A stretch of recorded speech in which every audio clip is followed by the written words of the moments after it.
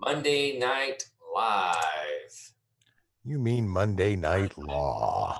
Pardon me. That's okay. I thought it was Wednesday earlier. Hey, yeah, I do it all the time. It's just one of those days that ends in Y, right? So it's a welcome to our world. Right. And happy Veterans Day out there to all our veterans of all 5 branches. You betcha. Thank you for your service. And Semper Fi, Marine Corps birthday yesterday. Yes. Saw, I think it was, yeah, one of your former brothers, Brian Lee, was there at the ball. He got a chance he was walking around. He did some live feeds. Got to check that out. So, oh, Kirk, you broke your camera. Yeah, it's really swift. There we go.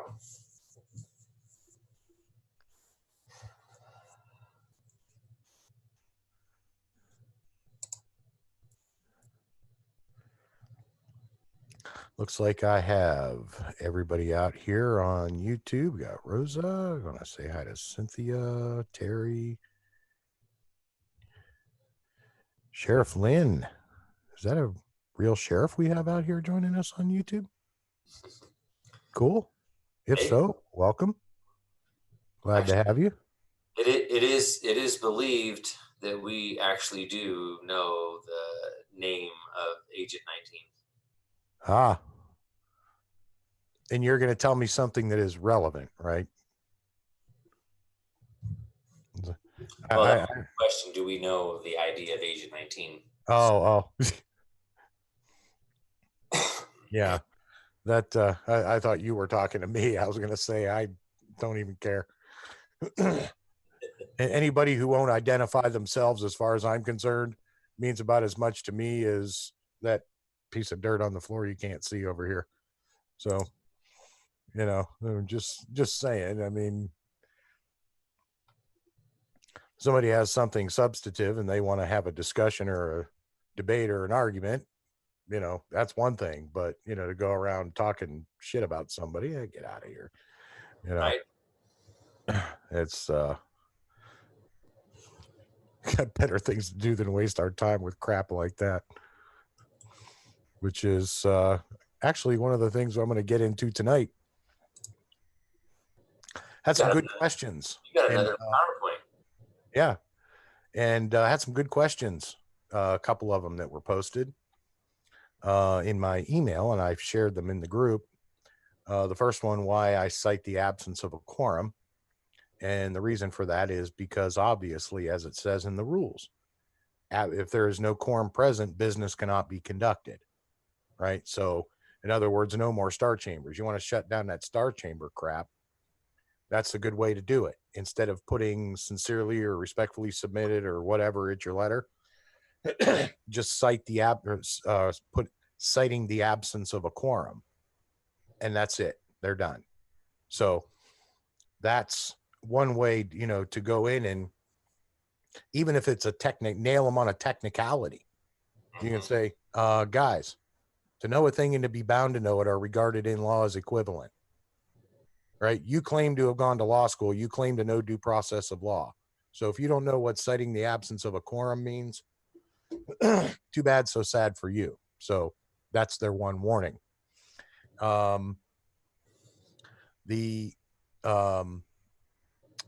do you call it? The other one was the difference between the Mason's manual, the one I just showed, and Jefferson's manual, because knowing that DC uses Jefferson's. Now, DC is, we've talked about this before. DC is jurisdiction 1, defense jurisdiction, right? Defense of the nation.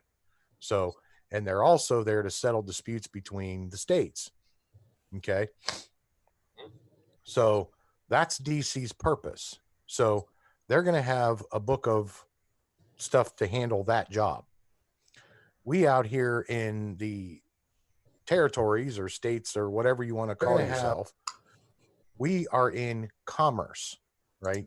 So that's why we do business in the Commerce Clause. So what that means in due process is as I said in the answer, if you're going to do business in due process and somebody violates the commerce clause, okay, but you didn't follow due process pursuant to the in due process in the commerce jurisdiction, by the time you get to defense, they're going to say you didn't follow due process of law, and they would be right.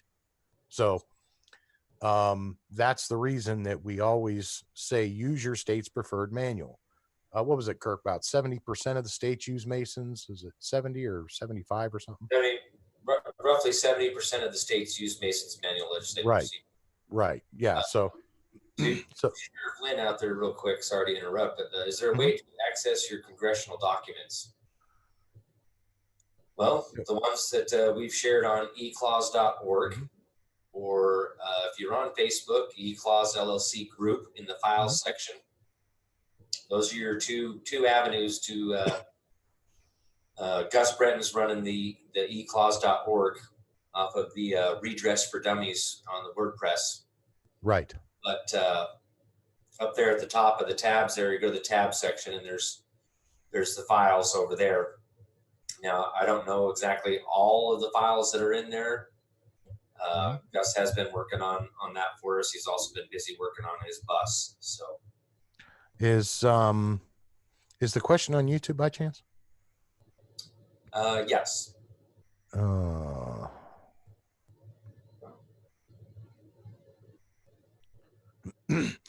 Kathy asks, you used to be a lawyer, now eClause. I have a friend who is most ethical lawyer.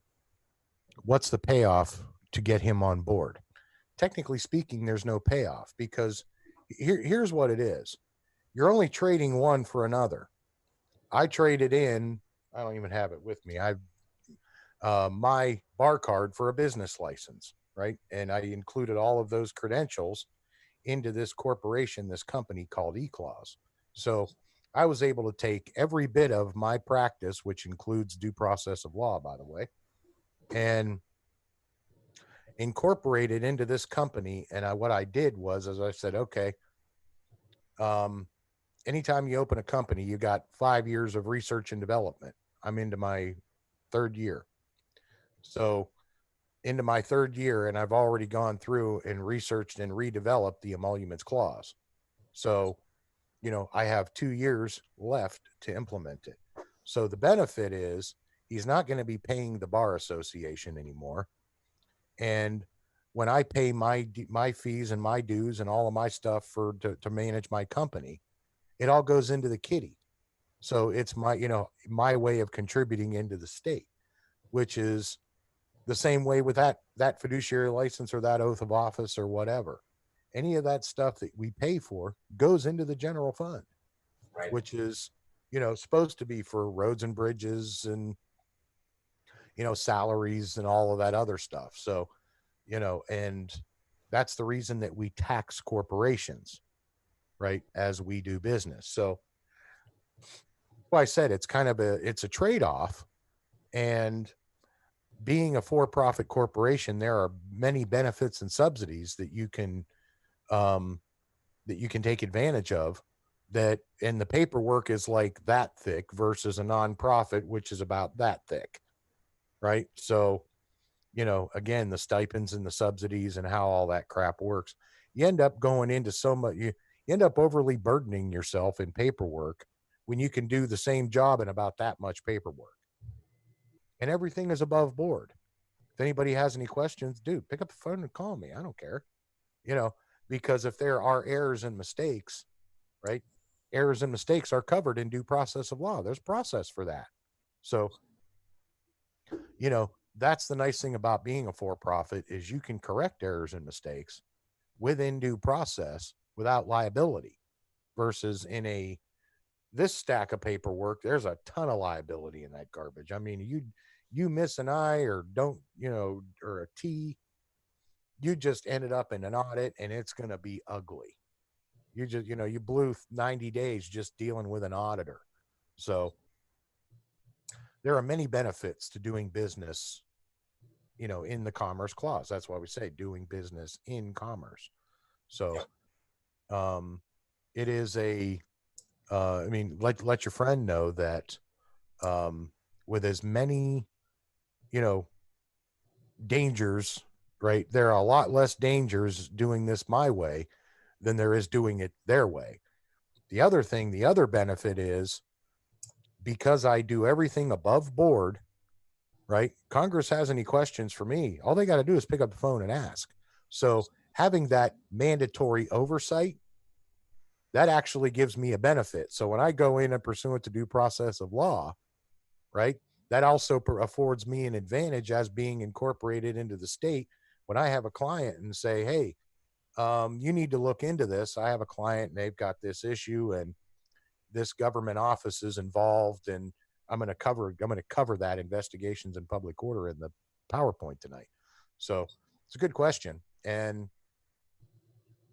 I will be getting into how to call them into session and how to actually order your investigation. So to help your buddy out, take that bar card, that emolumentum, that benefit, that fourth pillar, and toss that sucker, because there's a ton of liability there, by the way. If you don't have your foreign agent registration, I mean, it's nasty.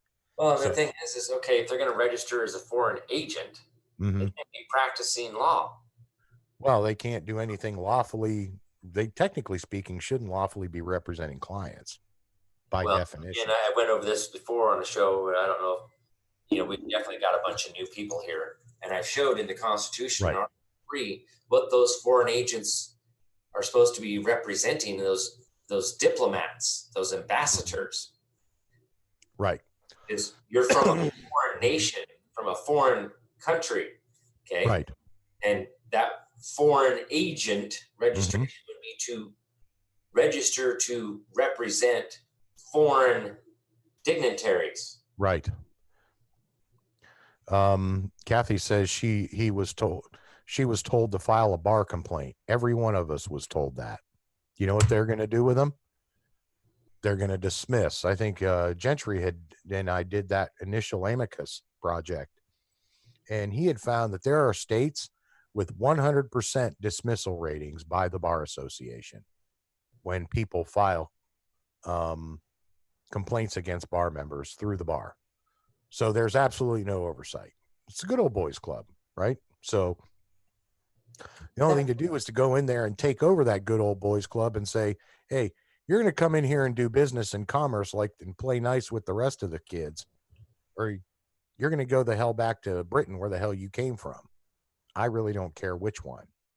So hence the argument of the emoluments clause in the 13th Amendment. So that's actually how I got started in this, Kathy. Ironic. That's Kathy out on Facebook, or I'm sorry, on YouTube. You and I got into this for the exact same reason. We paid for services we didn't get, so it's, that's funny that we would end up having that same problem.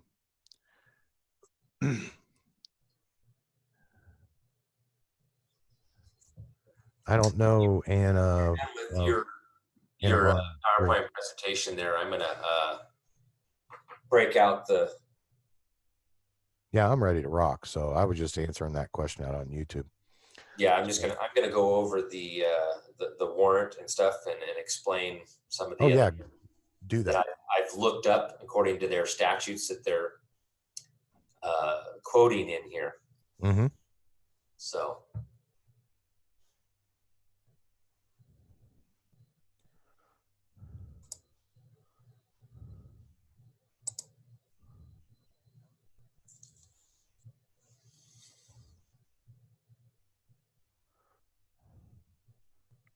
So.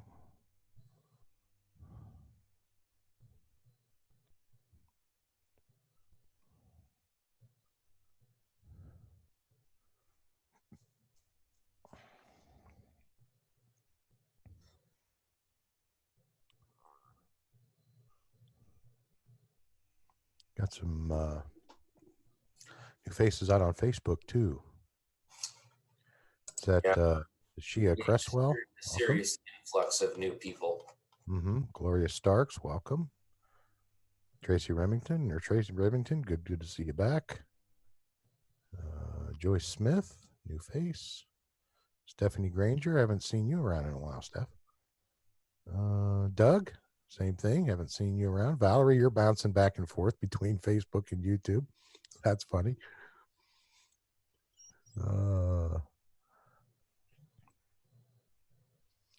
Yeah, Rex, good to see you. Sarah, hi Sarah. Diesel D's.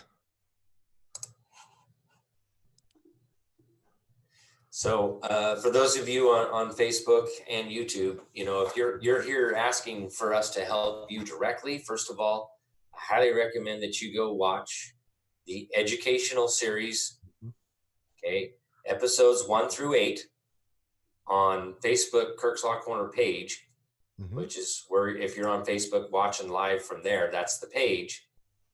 Okay, go in there, go to videos, go to the playlist tab, and there's 8 episodes in an educational series on the YouTube channel. They're in, I uploaded them all together. So start with episode 1, go all the way through episode 8. Start there. And again, part of what we're doing here is education. We're teaching you how to do this. Not necessarily here to take people's cases and help you with your case.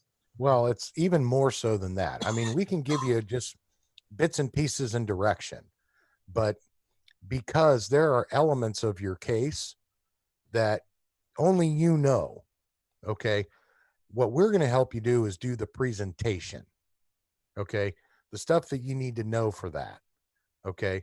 Like for example, tonight's PowerPoint, I'm going to kind of dig into history a little bit just because it's relevant to exactly how all of this works and why.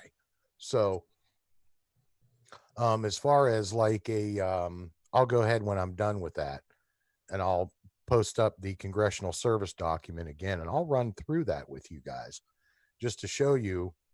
And it's posted out there for everybody. So you guys can, I got it in Word and PDF. So no matter what your favorite format is, it's the stuff right out of the book, right? I actually took the time and typed the sections right out of the book in context. So you guys would kind of be able to look at that and get the feel for it. And as I go through it, you'll be like, okay. So, what was it last Wednesday? Tracy, we were up late and, Tracy had it. It was ready. She was ready to rock and roll, and she walked in there and smacked the crap out of him. So, it's, this is the kind of work that we want to help you do. And there's, again, a multitude of reasons for that. The first one, primary one, is you're the only one that knows your case. And the second one is what's going to happen if somebody tries to come back at you again and we're not available. It's, you teach somebody to, you give somebody a fish they eat for a day. You teach them to fish, they'll never go hungry. That's what we're trying to do, is teach you how. So you don't have to, you don't have to worry, be looking over your shoulder all the time, and, that's the stuff that's the reason that I'm drawn, that Kirk and I are drawn, to each other like we are, is because we have that exact same vision. We have that exact same intention, is to, I always say, speaking about McDonald's, they didn't sell 40 gajillion hamburgers out of one restaurant. They had to do that through a process called duplication. So, I can't be there, or Kirk can't be there for every single case, but we can work a few in context and show you how we do it as we go with clients that don't want to be, hey, can you kind of keep this on the down low? Because believe me, I have a few of those. And for very good reason. And, I'm respecting their wishes for anonymity. So, some of these high profile ones, this is like with Field and Tim and, the ones that have come out, Nate and those guys. But, to watch us go through this and talk about the due process that's mentioned in the due process clause in the Constitution, the letter of the law, you find yourself using a whole lot less of that, you know, U.S. code and their statutes and all that other garbage, which Kirk's going to go into now. And he's going to show exactly why everything against Field is just Schiff made up. So without further ado, I think you got everything ready to go, right, bro? Well, I thought you were going to do your PowerPoint first. Oh, you want me to go ahead and do that? Because that's up on the screen. I'm ready to go. So with that, I'm going to go ahead and start the right there. Okay. Now, I'm going to jump into, and we're going to do a little bit of history first here.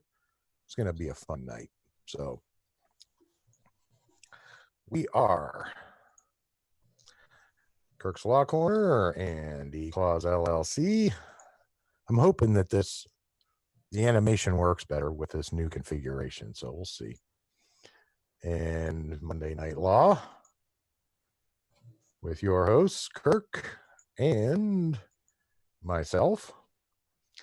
That's for us. If you guys want to, send us a personal private donation, that's the best way how to get a hold of us to do that for all the work that we are trying to put together for you guys. We are a lawfully created corporation, and that's us. So we do this with mandatory oversight, hence the consent, mutual consent. Right there's that quid pro quo that we have with our legislators. So, and what we're trying to do is we are trying to get back to this thing, right? The de jure republic. That's what we want, right? So this is exactly how we do that in context of exactly why we're doing what we're doing. And the two jurisdictions I just spoke about, advantage, profit, and gain, that's the stuff inside the triangle. That would be Washington, D.C. And the stuff outside, market, margin, and capital, that's the Commerce Clause. That's all of us in the States. So that's why this representation looks as it does. So I've actually had many questions on that, and I hope that answers that question. So I'm going to dive into the Annals of America, or my favorite edition, Volume 2. We're going to go through a little bit of the rule and rebellion. So, you got to remember in the First Continental Congress, the short version of this is this started over taxing tea, right? So just kind of keep that in your mind as we go through this, right? Pinkies up, as you drink your spot of tea. Mm-hmm. So, as I go through this, it'll make sense to you. And so here's our First Continental Congress. The coercive acts were thought to endanger all the colonies. So a Congress was convened in Philadelphia in September of 1774 to decide a course of action. For many delegates, the question was no longer whether Parliament could tax the colonies, but whether it could legislate for them at all. Okay. Enough. Like, I don't know, maybe we're not even supposed to have statutes. Exactly. Right. So enough radicals such as Patrick Henry of Virginia were present to ensure the defeat of a proposal for conciliation by Joseph Galloway of Pennsylvania. After adopting a Declaration of Rights, an address to the people of Great Britain, and an agreement not to buy or use English goods, the Congress resolved to meet again if their grievances were not redressed. Boy, what does that sound like where we are right now, right? That's right. This is the history of convening your legislature, right? And calling them into assembly. So, to be able to go through and go back to the original Continental Congress, this is where this stuff comes from. So in 1773-74, the resistance on the Tea Act. Okay, the Tea Act of 1773 was passed by Parliament to save the British East India Company from bankruptcy. The effect of the act would have been to undersell any competition in America and thus benefit both the consumer and the company. This is starting to sound vaguely familiar, doesn't it? American colonials who were in favor of a revolution decided to use this act as a to maneuver Britain into a difficult position. Rumors were planted to the effect that the Tea Act created an illegal monopoly. Says what I said. Notice a pattern forming here, right? Resistance to the importation of tea was encouraged throughout the colonies, and resolutions against tea importation or imports were drawn up in several ports. It was in Boston that, under the leadership of Sam Adams, the most drastic action occurred on December 16, 1773. American patriots, masquerading as African Americans and Native Americans, raided the ships of the East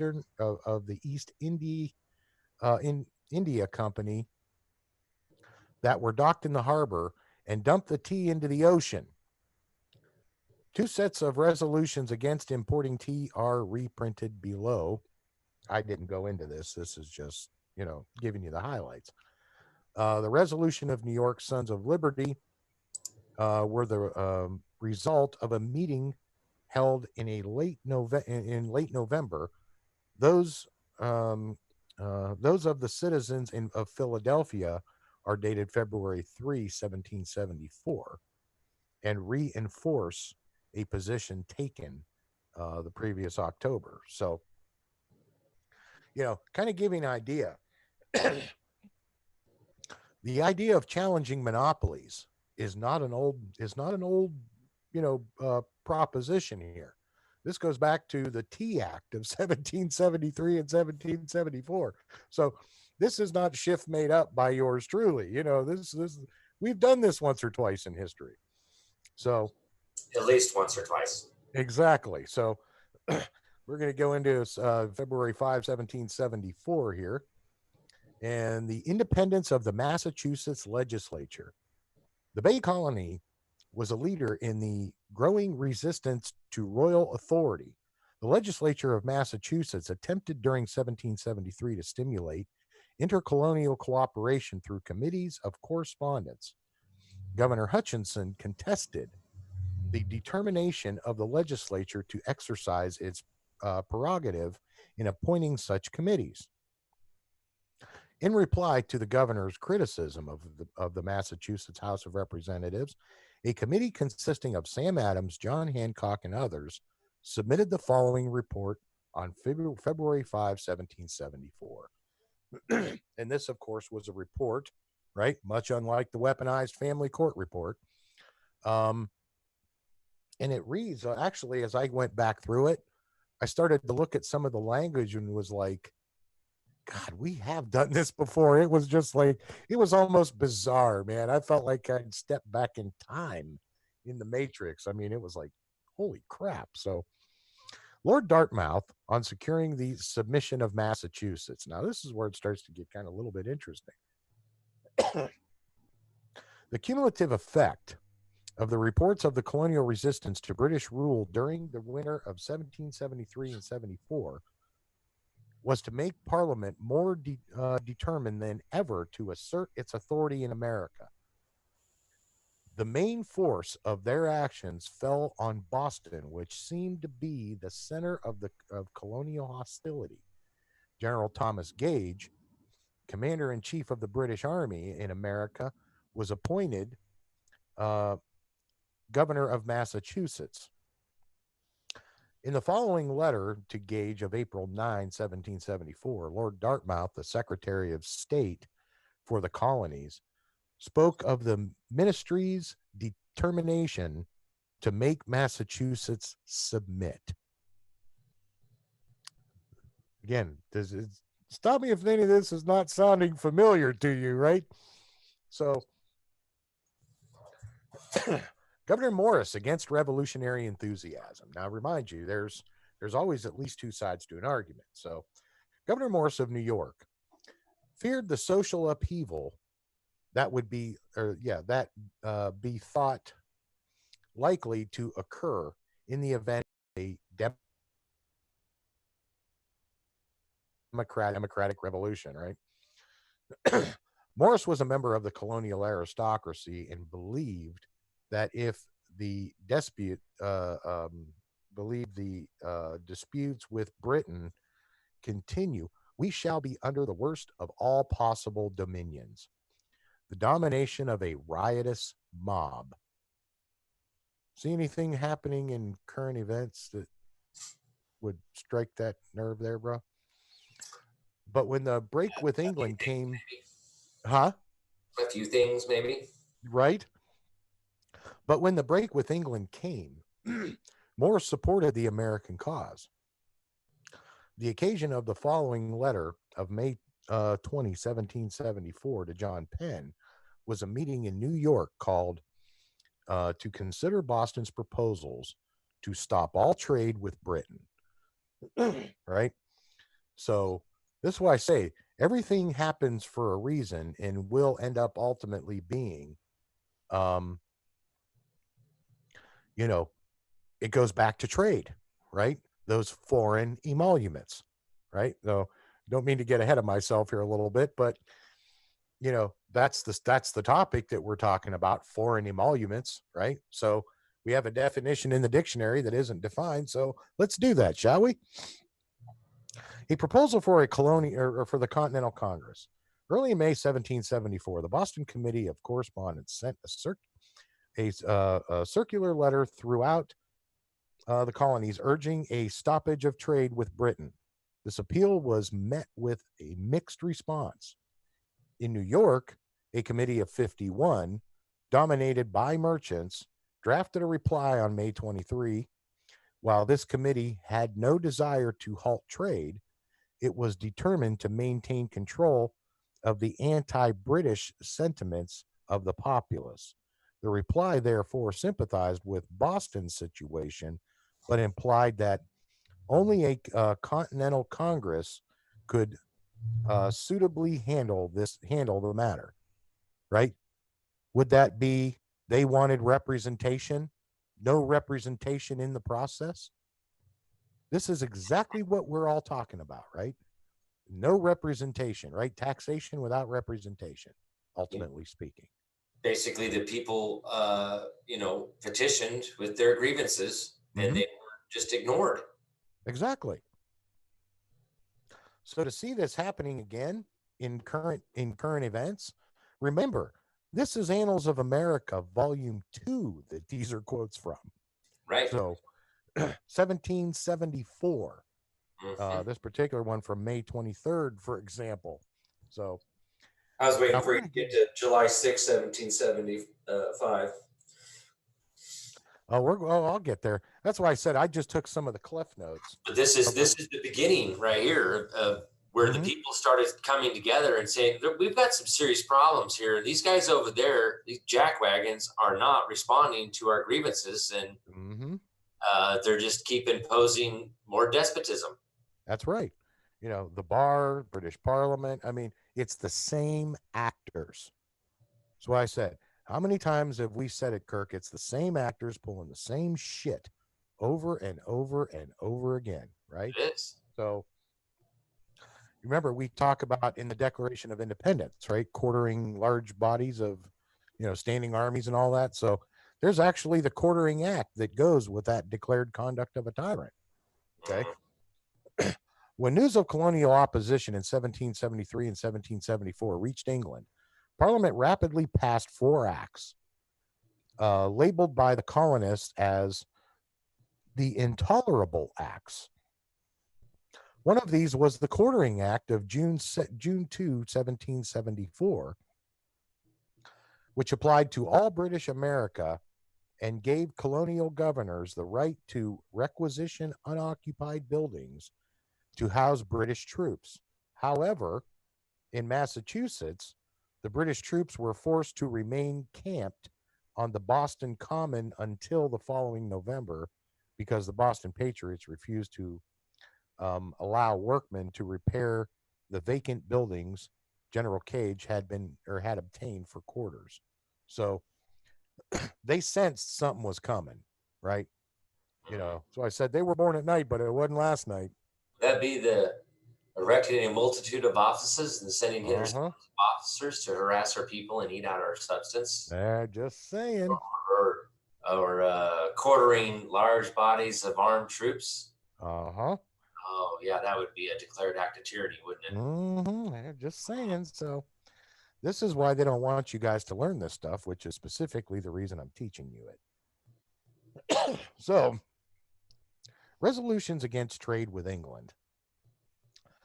The Virginia House of Burgesses at its meeting of May 27, 1774, had proposed a gathering of delegates in a Continental Congress to discuss British colonial relations. Members of the House were asked to determine the opinion of their constituents on such a Congress. One favorable response came in the form of the resolutions from it was at Amber. Oh, Alba Albemarle. Never heard of that name before. County in on July 26th.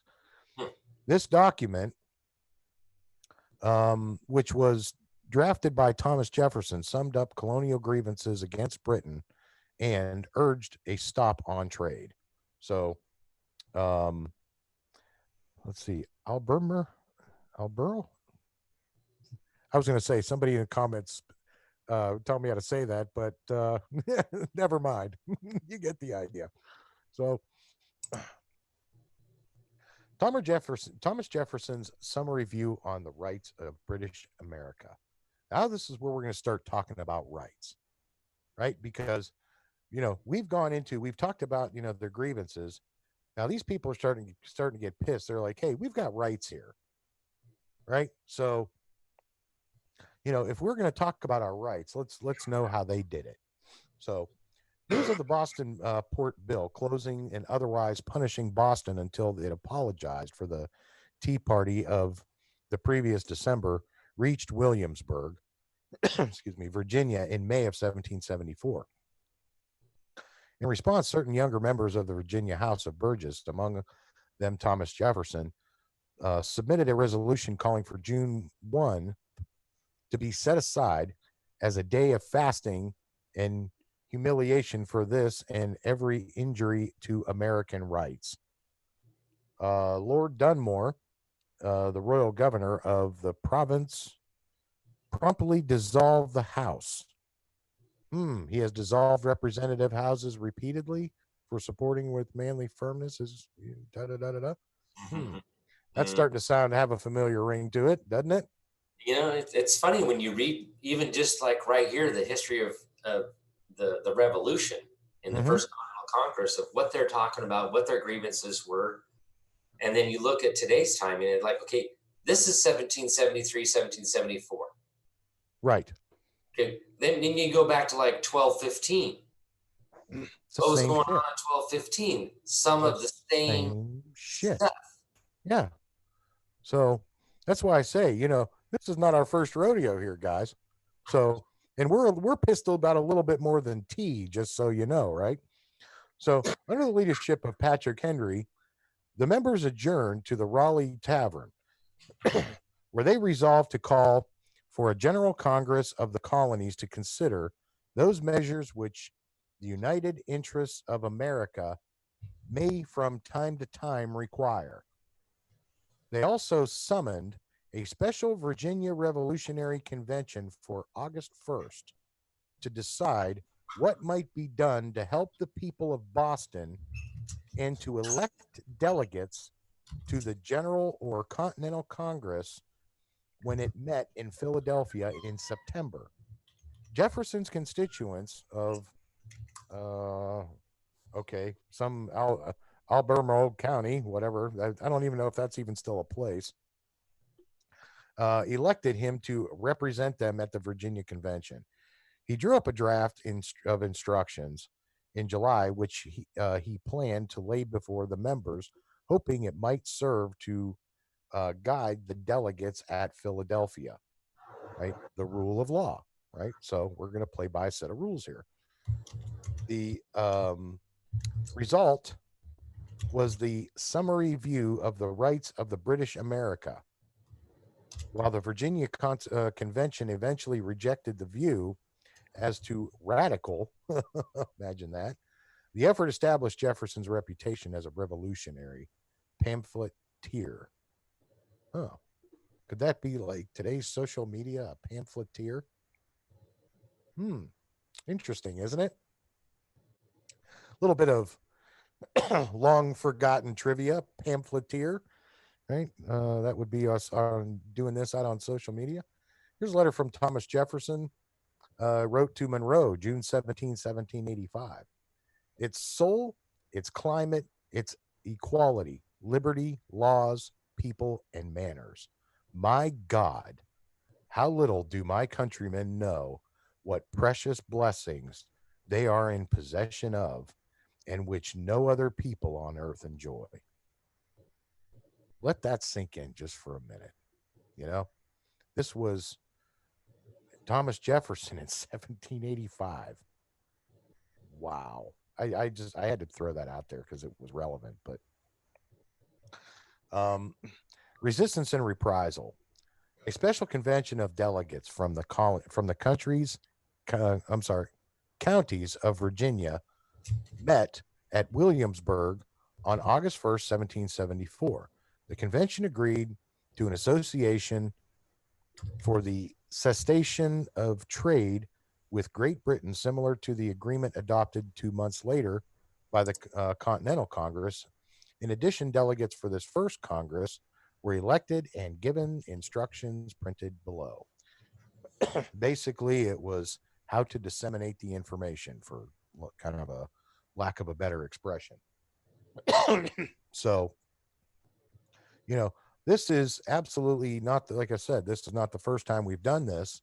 And this is not the first time our leaders have been under pressure from the people to deal with this frickin' bar association horse shit. So, let's do Joseph Galloway's a plan for the Union of Great Britain and the colonies. Okay. To solve the difficulties with Great Britain, Joseph Galloway of Pennsylvania proposed a plan of union to become, union in the Continental Congress that had convened in Philadelphia in September 1774. Though favorably received by many delegates, the plan was defeated by a 6-5 vote of colonies. 6-5 vote. Imagine that. It was the sudden arrival of news concerning the resolutions passed in Suffolk County, Boston, Massachusetts, that turned sentiment away from this effort at compromise. Right? We tried to work with them. They're not going to compromise. They're not going to budge. Again, sounding familiar here. 6 years later, Galloway reminisced on the fate of this plan, which he is reprinted here. While the two parties in Congress, which were at that time the Loyalists and the Republican, Loyalists being loyal to Great Britain, obviously, just so those of you out there don't know that, remained thus during 3 weeks on an equal balance. He wrote in 1780, the Republicans were calling to their assistance the aid of their factions without continual expresses were employed between Philadelphia and Boston. These were under management of Samuel Adams, a man who, though by no means remarkable for brilliant abilities, yet is equal to most men in popular intrigue and the management of a faction. In other words, he had a pretty good military mind. It was this man who, by his superior application, managed at once the faction in the Congress at Philadelphia and the factions in New England.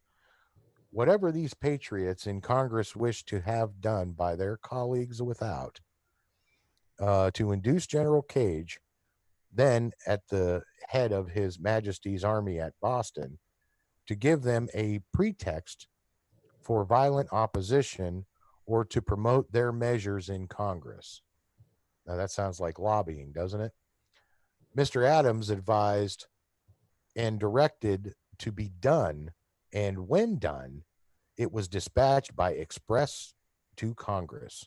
Post, right? Serve, gotta be served. By one of these express came inflammatory resolves of the county of Suffolk, which contained a complete declaration of war against Great Britain. Ooh. Somebody was a little more than slightly miffed, right? So, don't know what happened there, but if there was going to be a declaration of war, it's like, ooh, okay. Declaration and resolves of the Continental Congress. After rejection of the Callaway Plan of the Union of the Continental Congress in October 14, 1774, adopted the following declaration of colonial rights. This is where we start getting back into rights again. Major John Sullivan, delegate from New Hampshire, drafted the resolutions. The Congress voted to reconvene the following year unless the grievances set forth in the declaration were settled. How many times have we said it? When we lay down the law, you lay it down through declarations, right? You are walking in and declaring your right, right? Your standing, your status, your standing, jurisdiction, whatever. But it is your right to do that. And this is where this stuff comes from. So, this might seem like it's, anything other than just kind of a refresher, but these are actually great conversation starters, because when you go through and you kind of know these little bits and pieces of history, you'd be surprised how many members that are in there don't. Right? You can say, back we we had this same conversation in 1773 and 1774. First Continental Congress, blah blah blah blah blah blah. They'll be like, what? Yeah. So, you may think this is irrelevant trivia, but it's not. Anything you can do to make these people understand that you're not, number one, you're not a moron, and number two, you're not going away and you're going to make them follow due process of law, whether they like it or not. And because we know that we've had this conversation before, right? Hence these bar members sitting in Congress giving us this same shit that we've been dealing with, right? So most members of the First Continental Congress hoped that a commercial boycott would influence the British government to accede to their demands. On October 20, 1774, the Congress voted for non-importation, non-consumption, and non-exportation, virtually cutting off trade with Britain. They hacked them off, baby. It was hoped that this economic maneuver would bring about repeal of the intolerable acts. Remember those intolerable acts that they had? One of them was the Quartering Act. The non-intercourse agreement differed from previous colonial boycotts in so much as it derived from the people working through committees rather than from the merchants themselves, right? This was the representatives. This wasn't just a bunch of store owners that got together and said, we're going to do this, right? So the Continental Association was perhaps more successful politically than economically, since it helped to weld the colonies together into an American Union. Wow. So I said, this is where it starts to really start to get interesting about, you got a bunch of ragtag, business people getting together to, kind of lay the law down. This is the stuff that we're not going to put up with. Remember, this is all about tea now. So, not to put too fine a point on that, we're talking about tea here. So, John Jay of New York favored effective central government in the interests of the merchants and property owners. He supported the colonial cause, although he deplored violence in the quarrel between Great Britain and America, hoping until the eve of independence for reconciliation with the mother country. As a member of the First Continental Congress, Jay was appointed in October 1774 to draft the following address stating the rights of the colonists in a spirit of modernization and conciliation. Wow. I'm sorry, spirit of moderation. So, again, when your gut tells you that, hey, look, I got to be reasonable here, you're not the only ones. Your ancestors felt exactly the same way. So these principles, these founding principles, maxims of law that we refer to them now, these go back to the very beginning, right? So again, this is not new. You're not crazy for feeling the way that you feel, right? So that's kind of the importance of when we say stand your ground. This is what we're talking about right here. This is what stand your ground looks like. So I say it's interesting to watch this stuff play out. On the depravity of kings and the sovereignty of the people. Okay, well, this is good. This is going to kind of get interesting a little bit here. Fearing the loss of the popular support and the collapse of organized opposition to Britain, the delegates to the Continental Congress of 1774 could not openly express their desire for independence. Newspaper writers, however, who could remain anonymous, did not hesitate to affirm their goal of independence. Right? We're working towards independence. We're tired of this crap. The following newspaper article of November 14 would seem to indicate that popular opinion was moving far in advance of the conciliation documents produced by the Congress. The conciliatory documents produced by Congress. So, that's why I say, the sentiment of the people through anonymous social media, right? At that time, it was newspapers. What was that? Pamphleteer, I think, was the term used earlier in the book.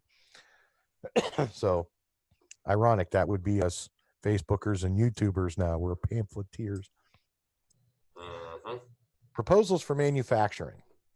Despite the attempts at reconciliation with Britain, the outbreak of hostilities seemed inevitable by the end of 1774. The various colonies were prepared for war by collecting arms and ammunition and encouraging local manufacturers. In October, the Assembly of Massachusetts, dissolved by Governor Gage, met at Concord as a provincial congress and took over the government of the colony. Ooh, interesting. It appointed a committee of safety to collect guns and ammunition and organize select militia, Minutemen, right, for immediate action. The following resolutions were adopted by that Congress on December 8th. By the end of 1775, almost every colony had adopted similar resolutions. One of the reasons I chose this passage, one of my letters to the president, I cited the Minutemen. This is where I got that citation from, was this book. So, so to say that these things don't exist in our history, in our form of government, this goes back to the First Continental Congress, guys. So Maryland endorses resistance. Okay, this is where we start to, form that more perfect union. On December 12, 1774, the deputies of the province of Maryland met in Annapolis.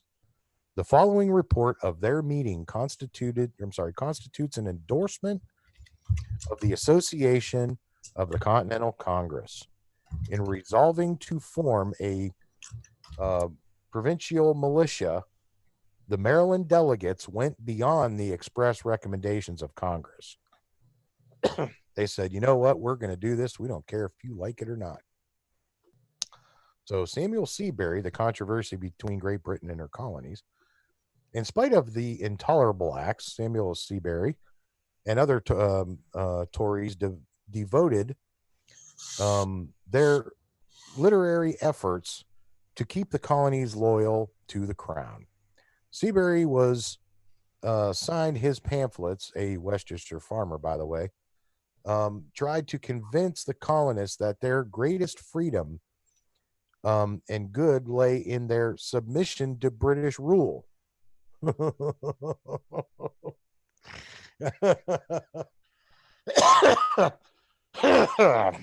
Sound like somebody recently. People need to submit to an all-powerful sovereign. Remember when Obama stood up there and said that shit in the other, wherever it was he was? Gosh, if somebody had stepped up and shot his ass and did that was treason, right? He believed the Americas could secure the changes they wanted through peaceful and orderly petitions to Parliament.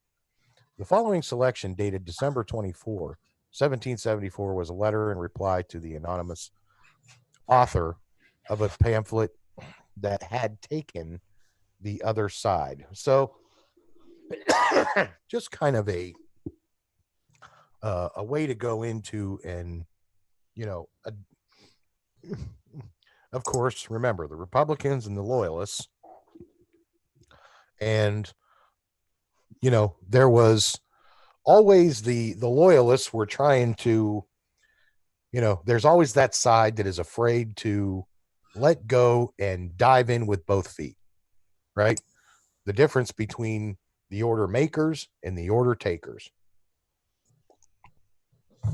At that time, the order makers, right, the Republicans, the ones who wanted their freedom and their liberty, they weren't putting up with this crap. So from Daniel Leonard, The Dangers of Rebellion, the case for submission to British Crown was argued in Massachusetts by Daniel Leonard, a wealthy and aristocratic lawyer. Here we go again. In a series of weekly letters addressed to the inhabitants of Massachusetts Bay, which were published in Massachusetts Gazette under the pen name of Massachusettsness, this Thursday, whatever that is, between December of 1774 and April of 1775. Leonard's real sympathies were probably always with the Tories, but in 1769, upon his election to the General Court, with the apparent ear for popular opinion, he had spoken strongly in opposition to the king. At the urging of Governor Thomas Hutchinson, he definitely sided with the Tories in 1774, and thereby secured for himself an appointment in the provincial government. The letter that follows is number 5 and appeared on January 9, 1775. So, again, we just go through and we talk about, it's the same stuff that we're writing, right? Almost identical to the stuff that we're writing. That's why I was like, this is like scary and stuff. So now, one of the things that we've talked about, right? Could get into a little bit. I'm going to jump ahead here a little bit. The difference between Mason's rule and Jefferson's rule books. Okay. John Adams even speaks to this, the rule of law and the rule of men. So, knowing and understanding that there is a difference, as a result of the resolutions of protest against the Stamp Act, that he had written for the town of Braintree, Massachusetts, Adams was already identified by 1774 with a patriotic cause. He was therefore selected as a delegate to the First Continental Congress at Philadelphia in that year.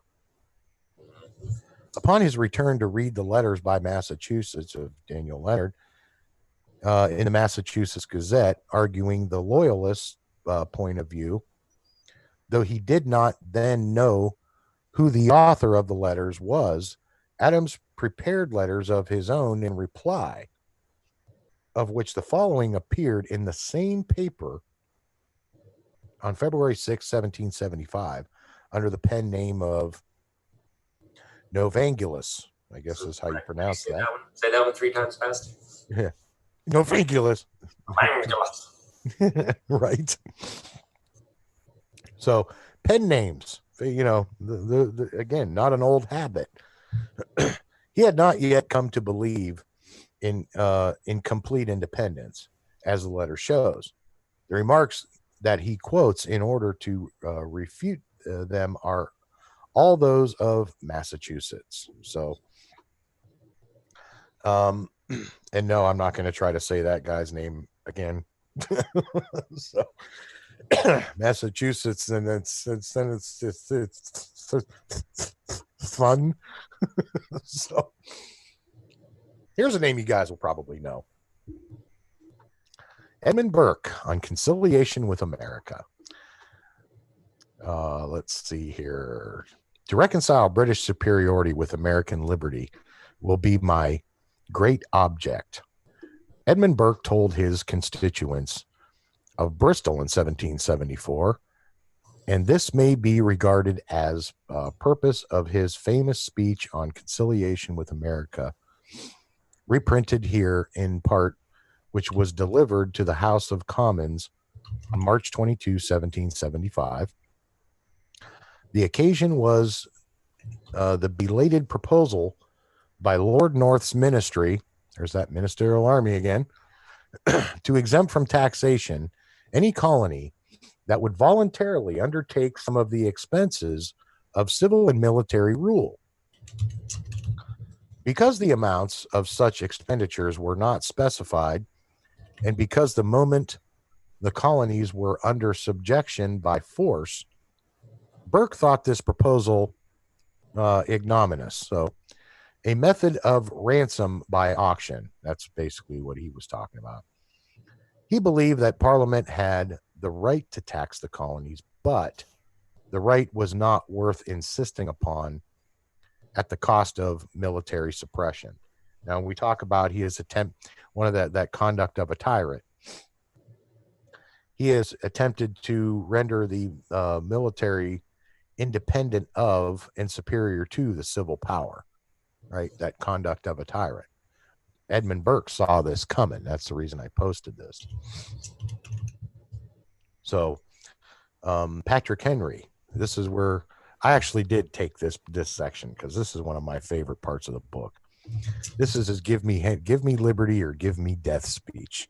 So, like Samuel Adams, his counterpart in Massachusetts, Patrick Henry, dominated the assembly of his province for 10 years before independence was declared. Repeatedly, he overcame the doubts of more cautious leaders, the Randolphs, Pendletons, Harrisons, Careys, and Braxtons, with the eloquence that made him a legend. Unhappily, some of his best speeches were never taken down, but survive only as were remembered. This is the case with what was perhaps the greatest of them, his address on March 23, 1775, to the convention that gathered in Richmond after Lord Dunmore suspended the Virginia Assembly. The speech is best known for in the Reconstruction Act, right? This even bringing this forward, reprinted here by Henry's early biographer William Wirt, originally published in 1817. Its last paragraph is among the 2 or 3 most famous perorations in American history. Is it that insidious smile with which our petition has been lately received? Trust it not, sir. It will prove a snare to your feet. Suffer not yourselves to be betrayed with a kiss. Ask yourselves how this gracious reception of our petition comports with those warlike preparations which cover our waters and darken our land. Are fleets and armies necessary to have a work of love and reconciliation? Have we shown ourselves so unwilling to be reconciled that force must be called in to win back our love? Let us not deceive ourselves, sir. These are the implements of war and subjugation, the last arguments to which kings resort. I ask, gentlemen, sir, what means this martial array? If its purpose be not to force us into submission, can gentlemen assign any other possible motive for it? Has Great Britain an enemy in this quarter of the world to call for all this accumulation of navies and armies? No, sir, she has none. You're gonna live over there, bro? Oh, that one's not me. Oh, all right. That's my helping hand over here. I gotcha. Okay. He has, let's see here. Can gentlemen assign any other possible motive for it? Has Great Britain an enemy of in this quarter of the world called for these accumulation of navies and armies? No, sir, she has not. She has none. They are meant for us. They can be meant for no other. They are sent over to bind and rivet upon us chains which the British ministry have been so long forging. And what we have, what have we opposed to them? Shall we try argument, sir? We have been trying that for the last 10 years. Oh boy, who does that sound like? Have we anything new to offer upon the subject? Nothing. We have held the subject up in every light of which it is capable, but it has been all in vain. Shall we resort to entreaty and humble supplication? What terms shall we find which have not been already exhausted? Let us not beseech you, sir, deceive ourselves longer. Sir, we have done everything that could be done to avert the storm which is now coming on. We have petitioned, we have remonstrated, there's that word again, we have supplicated, we have prostrated ourselves before the throne and have implored its interposition to arrest the tyrannical heads of the ministry and parliament. Our petitions have been slighted. Our remonstrances have produced additional violence and insult. Our supplications have been disregarded, and we have been spurned with contempt from the foot of the throne. In vain, after these things, may we indulge the fond hope of peace and reconciliation. That's where I said this is my favorite speech. There is no longer any room for hope. If we wish to be free, if we mean to preserve inviolate those inestimable privileges for which we have been so long contending, if we mean not basely to abandon the noble struggle in which we have been so long engaged, and which we have pledged ourselves never to abandon until the glorious object of our contest shall be obtained. We must fight. I repeat, sir, we must fight.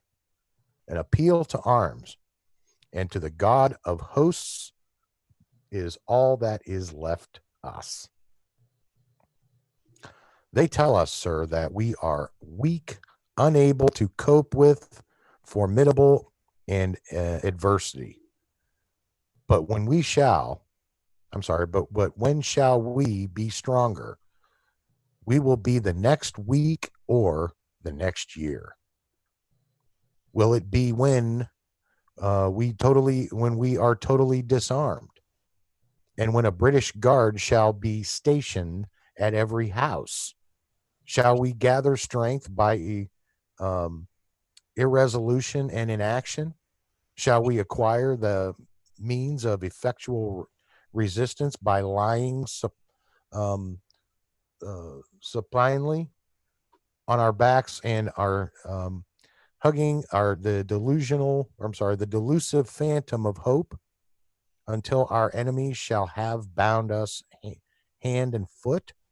Sir, we are not weak if we make a proper use of those means which God of nature has placed in our power. 3 millions of people armed in the holy cause of liberty, and in such country as that which we possess, are invincible by any force which our enemy can send against us. Besides, sir, we shall not fight our battles alone. There is just God who presides over the destinies of nations, and who will raise up our friends to fight our battles for us. The battle, sir, is not to the strong alone. It is to the vigilant, the active, the brave. Besides, sir, we have no election.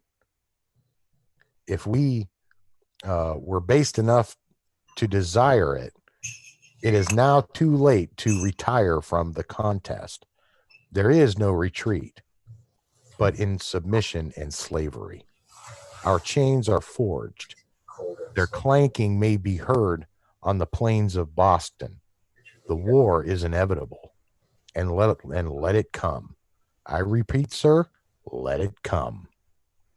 It is vain, sir, to extenuate the matter. Gentlemen may cry, peace, peace, but there is no peace. The war is actually begun. The next gale that sweeps from the north will bring to our ears the clash of resounding arms. Our brethren already in the field. Why stand we here idle? What is that gentleman's wish? What would they have? Is life so dear, or peace so sweet as to be purchased at the price of chains and slavery? Forbid it, Almighty God. I know not what course others may take, but as for me, he cried, both his arms extended aloft, his brows knit, every feature marked with the resolute purpose of his soul, and his voice swelled to its boldest note of exclamation, give me liberty or give me death. He took his seat. No murmur of applause was heard. The effect was too deep. After a trance of a moment, several members started from their seats. The cry, "To arms!" seemed to quiver on every lip, gleam from every eye. So that's kind of the short version of the give me liberty or give me death speech. This leads us to just a couple more slides here. I'll go into due process, but this goes into the preamble of the Massachusetts Articles of War, right? Because we have to declare it. So in February 1775, a second Massachusetts provincial Congress met to prepare for war. It directed the appointed generals to oppose the British by force if necessary. Directions were also given to gather such military stores as could be procured. On April 5, the Congress adopted 53 articles of war, to which the following preamble was affixed. So,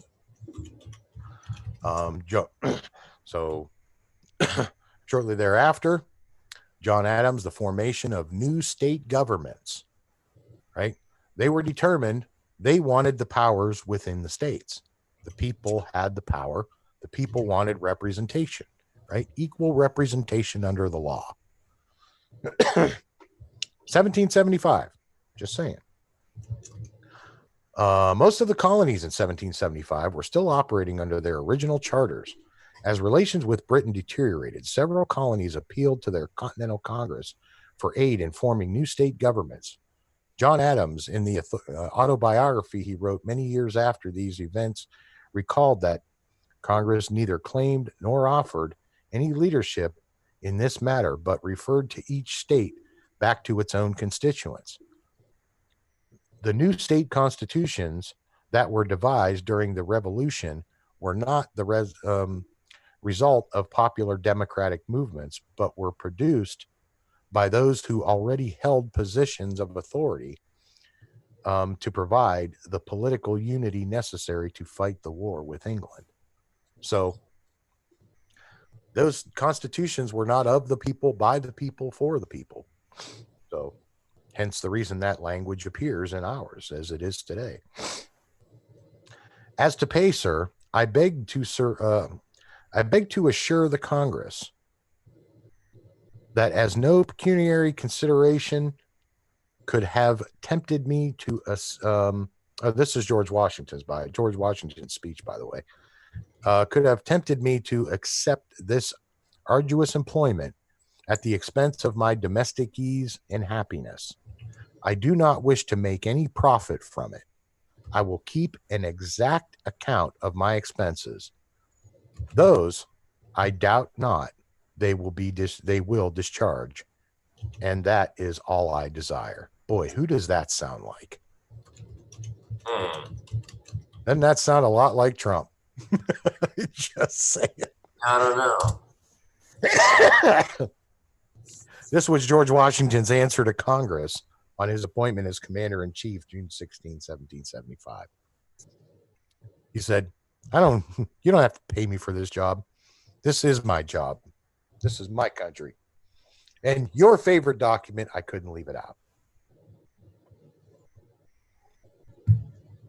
The necessity for taking up arms. I know this is Kirk's favorite document, so I had to put it in here. This is one of my all-time favorites right here, folks. A declaration setting forth the causes and necessity of their taking up arms held out a hope of a reconciliation with Britain, but at the same time approved the use of armed resistance to obtain recognition of the rights of the colonies. The final draft of the declaration was the work of Thomas Jefferson and John Dickinson, approved by the Second Continental Congress on July 6, 1775. The declaration disavowed all thoughts of independence. The colonists claimed to be fighting a ministerial army, not the king, who they felt had been misled by evil counselors. The Americans promised to lay down their arms when the liberties they claimed as a birthright had been secured. So they said, you knock off your crap, we'll quit shooting you, right? So that's pretty much the short version of that. So that kind of leads us into But that's where those easy emoluments of statutable plunder come in. That's right. So that's where it comes from. That's right. So knowing this history and knowing the significance behind the emoluments clause, as far as this constant interference from this fourth pillar, this ministerial army, right? It goes into Article 1, Section 9, Clause 8, that they're, you've heard it referred to as the title of nobility clause. And the subsequent 13th Amendment that is used in conjunction with it. So when people asked me, why do I associate these two things together? That history that I just read to you is expressly why I associate these two things together. So, I know that was kind of a long-winded explanation, but sometimes there's only one way to explain it, and that is just to explain it, right? So that is pretty much it in a nutshell as to us dealing with these foreign actors, foreign emoluments, foreign pillars of law, right? Wouldn't that be that, I don't know, Esquire? Right? So,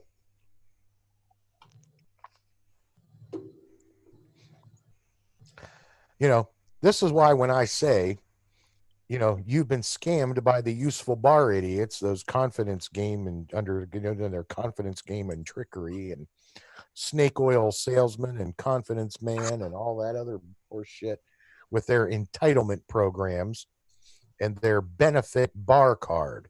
That's an emolumentum. That is a foreign emolument. It is not Republican in character or form. But this is the Democrats' model, their business model. And this is where they get those stipends, those public sector government contractors, or those monopolies, right? Remember I was talking about a history of going after monopolies? This is not an old concept, ladies and gentlemen. This is very, this is so old it's new again, right? So that's what leads me back to go back through and do the entire etymology on the word, test it in the courts as to where it is today, which I've done, and we walked in with the proper jurisdiction. So we established status, we established standing, and we've established jurisdiction. The first principle only requires that we have jurisdiction, but we established status and standing to go right along with jurisdiction when we walked into Congress to assemble this quorum, because we knew damn well what we were impeaching was the oldest argument known to America, right? So that's why when we look at what a de jure republic is, well, we know what its format is, right? Inside is jurisdiction 1, outside is jurisdiction 2. And in commerce, these are those legal maxims are those principles, those characteristics that give that corporation character, right? This is what a de jure republic would look like in proper character and form, that every one of us who do this job actually recognize.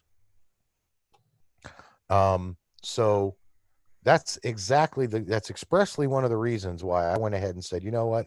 I know what they're going to say about diagrams and business models, the same crap they say every other time. So, again, acting as a friend of the court, we go in and we present our remonstrance. So this particular one is Nate's. So when these particular actors who were in government, they saw this word. They also knew, again, by now I've established myself as a formidable force to be reckoned with as far as the courts were concerned. Just to be granted standing alone to do this job was it became a topic of conversation. Why in the hell is this guy? This is not just about child support. There's something behind this. This guy's got a bug up his ass in a legitimate gripe.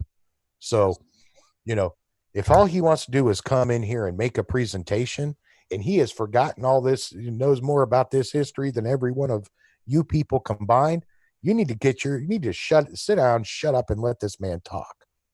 And that's pretty much kind of the short version, right? Our repeated petitions have been met by repeated injury, right? Remember from the Declaration of Independence? So again, it's, that petition that Nate's, there's this one and the federal court orders that went with it. This one here, as we used what we'd already gained to enter Neely in. And so we can get into due process, right? So now we're up to speed. So we have our petitions, we have all of our history, we have our jurisdiction. Okay. We know what we're doing. We know how we're doing it. We know why we're doing it. We've got a plan that dates back to the original 1773, for God's sake. So, so to go into this thing, citing all of this history, and these guys are looking at me like, who in the hell is this guy? I'm used to this. Believe me, I'm used to it. So, let's see here. Another comment. Somebody asked me, did Trump mess up or what? No, I don't think Trump messed up. That's never heard of. That's not.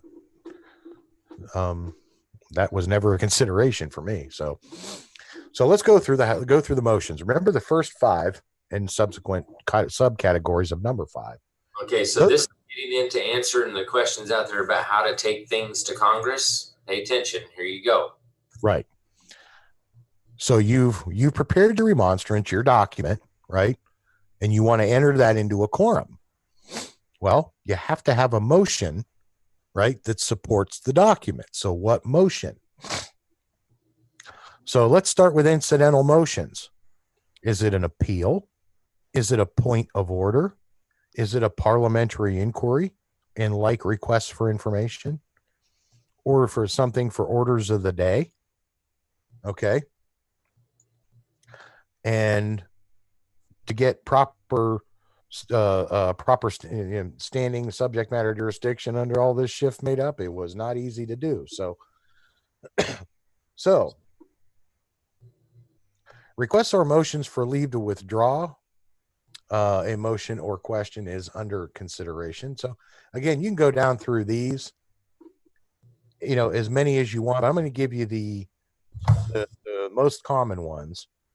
For example, if you got an issue with somebody presenting, that's on page 36 and 37 Roman numerals of the of Mason's manual. So those of you out there who have asked me this several times, what do we do about this vaccine bullshit?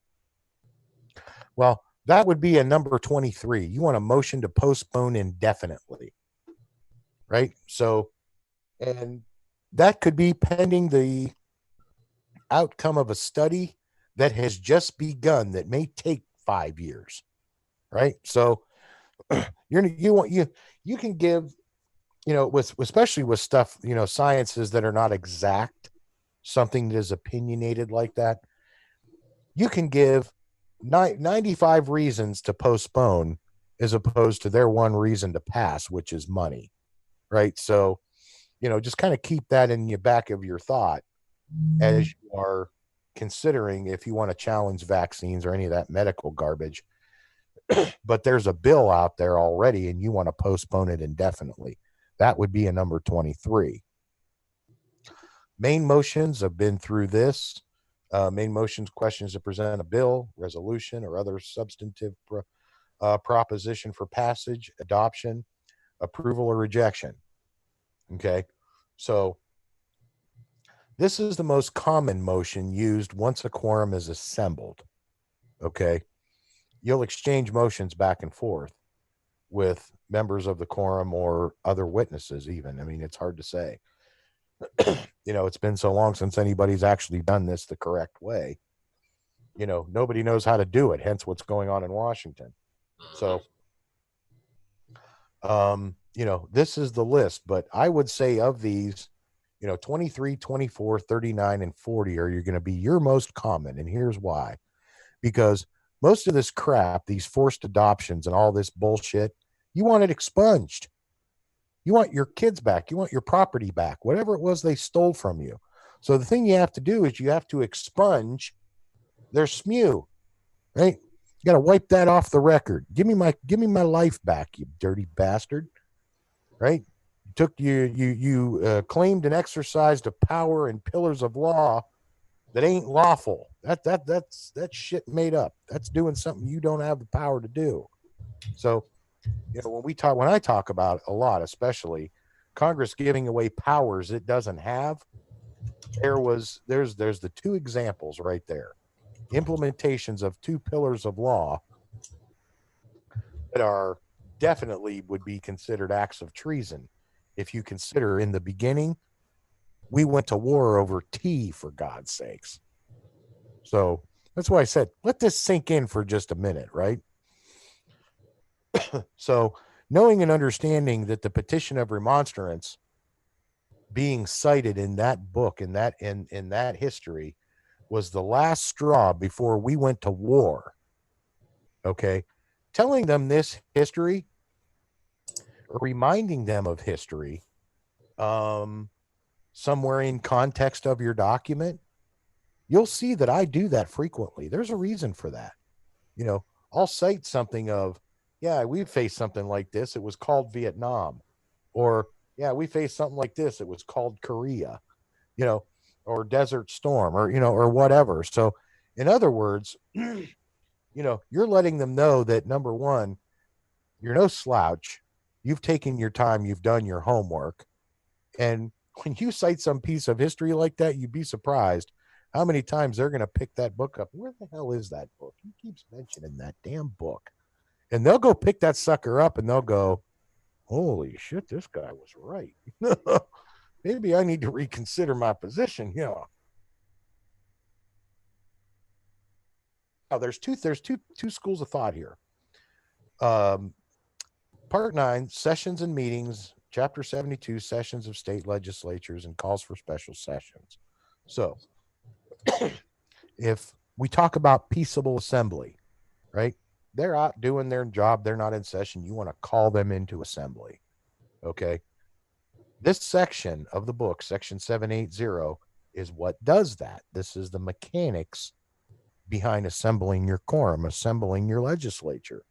So these opening sentences are obviously for governor usage, especially with here in Florida, for example, where we have a lot of hurricanes and, gubernatorial emergency provisions, right, for, hurricane relief or whatever, whatever's going to happen. So going to go into, let's see here. There was one sentence in here that was, here we go. Number 9, when the Constitution prohibits passage of legislation not included in the governor's call, legislation passed at a session at a special session, not with the call, is not valid, even if it is subsequently signed by the governor. So I said there are little bits and pieces in here. So if you can go back and you can look at the legislative process of how maybe something kind of got forced through, like, oh yeah, Obamacare. Yeah, we got to pass it before we can read it. Yeah, bullshit. Right. So, that would be, number 9 would be a good provision to cite in context of making that argument. So, let's see here. It is only when both houses are lawfully assembled that they can constitute the legislature of a state. Interesting point, right? So, are you going to talk about a committee on one side, or are you going in for a vote, right? And what constitutes a quorum, Kirk? What wasn't it? A minimum of a majority. Constitution dictates the quorum. That's right. That's right. A majority of them assembled in order to have a quorum.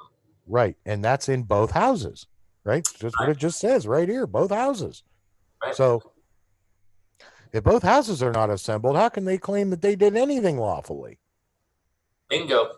Right?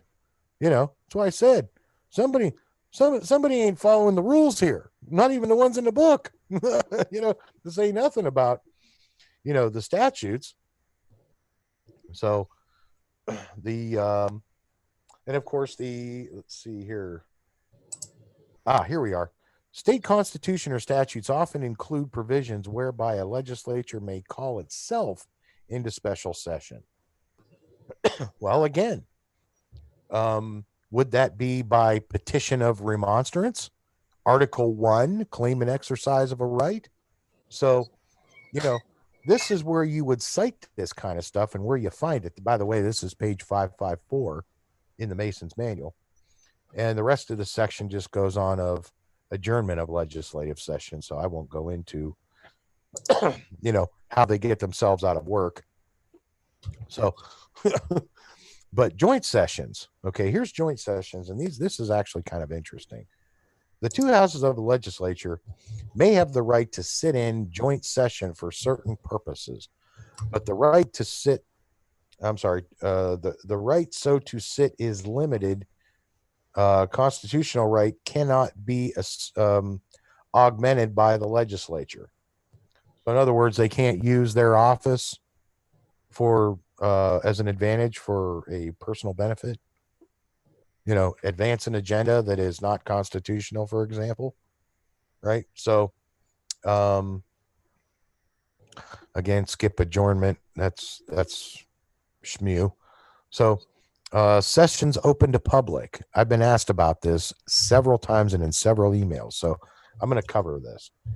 Most states have provisions in their constitutions, statutes, and rules that require that the doors of each house shall be open to the public during its session, other than when secrecy is required. Right? Here in Florida would be, we have the Coast Guard has to go brief Congress for whatever the reason. So I wanted to make sure I covered that because that was a question that came up in email several times. Now we go into investigations and public order. Right? We've talked about this. I've thrown these, demands for investigations, right? And I'm throwing these suckers out there like friggin' Hershey's has M&Ms, right? So I'm doing it as fast and as best as I can, but because of so many of you, and so it takes so long to write some of these things. Some of these cases are pretty complicated, especially when we get into real property, banking, long involved contractual transactions. Those kinds of cases really take some time. I mean, you got to dig and dig and dig. So the right of a legislative body to make investigations in order to assist in the preparation of wise and timely laws must exist as an indispensable incident and auxiliary to the proper exercise of legislative power. There it is right there. What is the proper exercise of legislative power? They can make no law that will lessen or abridge the rights of the people. So the definition of positive law has to be if somebody has a grievance to go in there and petition their representatives. Again, you don't need a bar member to do this. This is why the bar hates me so much. So, right? So, how unfortunate. So we all kind of hate the bar, right? So, feelings mutual. Feelings mutual. So but the whole thing about this is, we're talking about the proper exercise of legislative power. Examples of those pretended acts of legislation that when the bar came in and said, we're taking over, right? And then, of course, they came in with their 1995 with their one world government bullshit and, Sharia law and all that garbage. Hell, I was at work during that time frame. Jesus. So,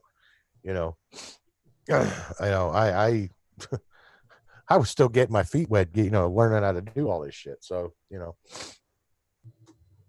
I was developing my skill set at that time. So, let's see. Let me go here. Let's see. The power and duty reposed in the legislature and each and every member of both houses thereof is that of preparing and proceeding to enact wise and well-informed and needful laws, and in the preparation of such laws, the necessity of investigation of some sort must exist as an indispensable incident. Right? So if they're going to make positive law, return your kids and make that positive law that is enforceable, okay, that requires an investigation. That's number 3 right here. So this is why I say to know it, we're not bound to know it. They're bound to know it. So the fact that we're teaching you guys the stuff that they're bound to know, and they're going, what's a Mason's manual? You see kind of the conundrum that I'm suffering here at the expense of all of this. So, and of course, judges are now standing there laughing, going, see, I told you these people were going to be pissed. So, yeah. Anyway, and of course, my favorite one, number 10, an investigation into the management of the various institutions of the state and the departments of the state government is at all times a legitimate function of the legislature. How many times have you heard this? I can't get involved. That's not my jurisdiction. Or, that's a separation of powers issue. Blah, blah, blah, blah, blah, blah, blah, blah, blah, blah, blah, blah, blah, blah, blah. So, it's every one of us have heard this stuff. So, it's the fact that we can go to these sections in the book. Okay. This is where it becomes extremely important to be able to walk in and cite due process. So if you do end up in Washington, right, and you do end up having to consult a Jefferson's manual, those things, again, you can find one of those suckers on damn near every street corner, the way I understand it. So, that wouldn't be a problem. I am going to order some of the other state books. It's an expense. I just don't have the money to put into it right now. So, but I am going to do that. And when I do that, I'll start citing differences. But right now is to teach the majority of you the best I can on how to get what your problem is into your state house. So if you do end up in Washington, nobody can say, you didn't follow due process of law. You didn't follow due process of law. The hell I didn't. I'm looking right at the book, dude. So, So let's get into investigations respecting members. This is another hot button, especially with what's going on right now. Either house of the legislature has the power to investigate and institute an inquiry into the truth of an alleged bribery of any of its members or the members of a previous legislature connected with its legislative functions. In the exercise of such power, it must necessarily have the same power to compel the attendance of witnesses before it or before a committee and compel them to testify as in any other investigation. Now, this is significant. When we call any member of government to testify, it goes right into this section right here, right? We exercise our sovereign authority in the legislature. So if we want to call any actor from any branch, okay, not just the legislature is what's mentioned here, but if we want to call in another actor from another branch to do that, this right here is the section that we go into, and we can kind of pull some of that language and say, well, hey, if you guys can investigate each other, you can damn sure, as a co-equal branch of government, you can damn sure provide oversight over the executive or over the judiciary. Not happening. Because if they're not going to provide oversight of their members, remember that that report that John and I did, 100% dismissal rate. Well, somebody's going to provide oversight over these bastards, whether you like it or not. And, you know, again, this is why the bar members whine and cry. Oh, I feel threatened. Yeah. How many times have you heard that, Kirk, since we started this? Yeah, another one that I've heard is, oh, well, the Declaration of Independence isn't law. Okay. Considering law is that which is laid down, ordained, and established, this is what it says in Black's Law Dictionary. Didn't you go to law school? That's what I said. I said, how do you mean the Black's Law Dictionary is, or I'm sorry, the Declaration isn't law? Christ, it's in the Black's Law Dictionary, you moron.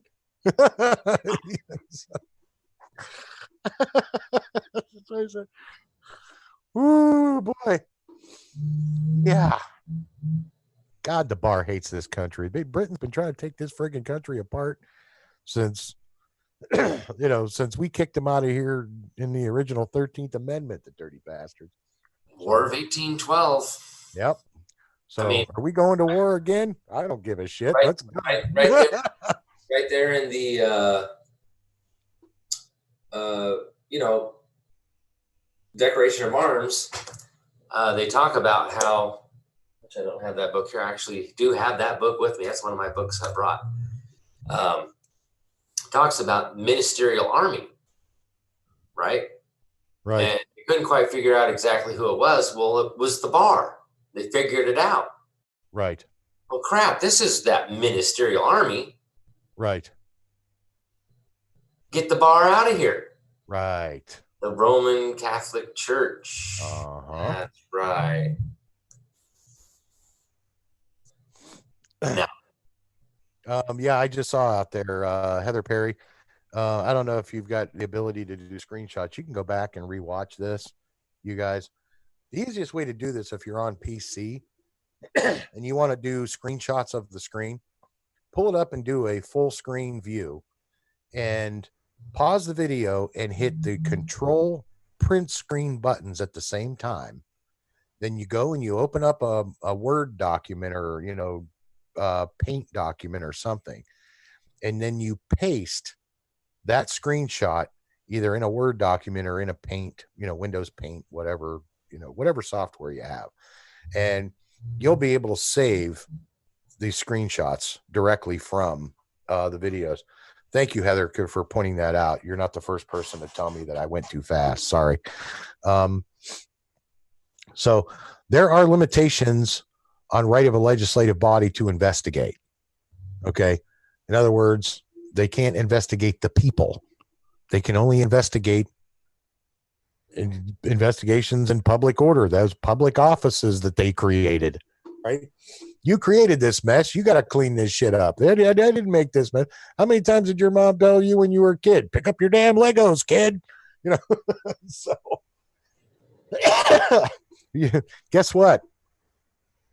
If you don't think you're going to have to clean up your own mess, I'm going to call your mom. I'm going to make her come in here and kick your ass. So just so y'all know, that's where the power stands right there.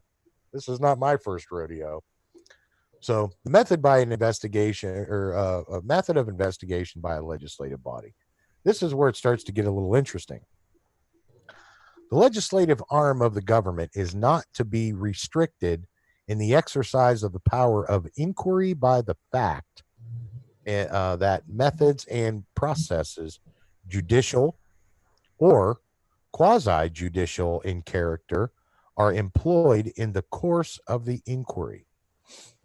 It is immaterial whether, in the exercise of that power, the legislative arm of the government is acting under or by virtue of granted or reserved authority. Now, when you file your petition of remonstrance, you're giving them the authority to go in there and smack the crap out of these guys if they need it, right? So there is benefit to, you know, you got to acquiesce to something, right? You got to be reasonable here. Reason in law is the perfect equity.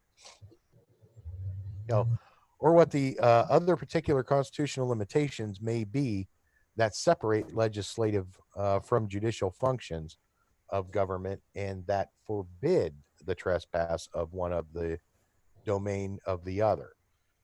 So oversight is necessary, and it has happened in the past where the legislature will go out and literally embarrass the judicial into reversing a decision, especially if it's not politically popular. So, again, political coercion, it's nothing new.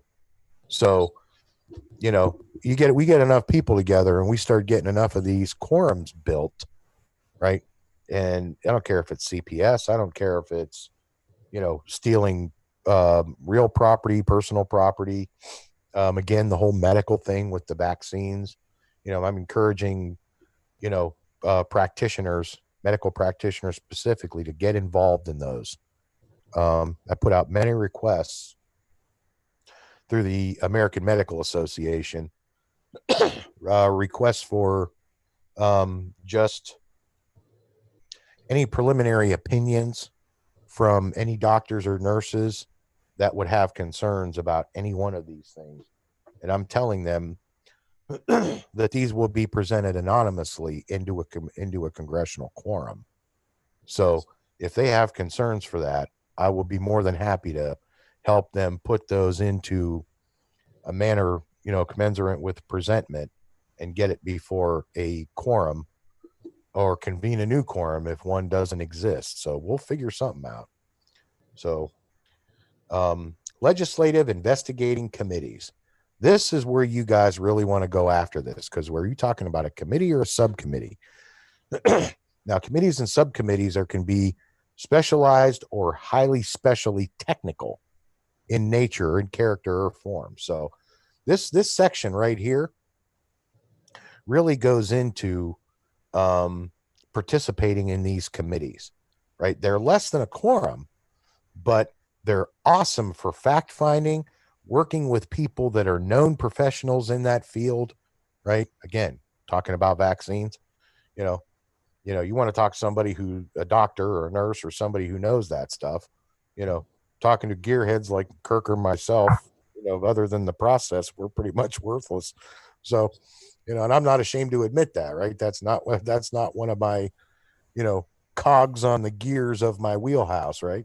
So, in legislatures, the investigations of public matters before committees, preliminary to the legislature, or with the view of advising the House that appointed the committee is a parliamentary usage, as well as established as as well as in England, right?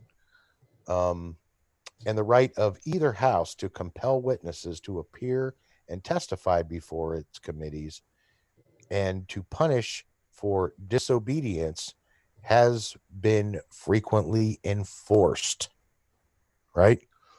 You want to walk in and this idiot is going to tell a lie.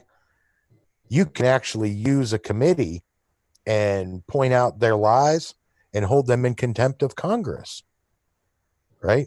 So will contempt of Congress result in some form of relief and remedy? You bet your ass it's gonna, right? Because if they're going to lie to Congress, they're going to lie to the executive branch, and they're definitely this wouldn't be beneath them to lie to a judge. So, again, this is why when we go into the legislature, you got to make sure you have all your ducks in a row, and what you believe is not relevant, only what you can prove. All right, because number one, time is valuable there, and number two, by only going in there and talking about what you can prove, all you need to do is impeach couple 2-3 points of their case, and that's it. Their entire case falls apart right then and there in the committee. You don't even have to go outside of the committee and their case falls apart. So legislature can begin the positive legislative process to commence relief and remedy in the House and or the Senate, as far as maybe pulling some actors out of position of emolument, which is kind of what we want them to do anyway, right? Just saying. So this is why I say less can be so much more. Nate, thank you for, by the way, for beating that into my thick skull. Took you almost 2 years to do that, but you did it. So I want to say thanks again to Nate for doing that.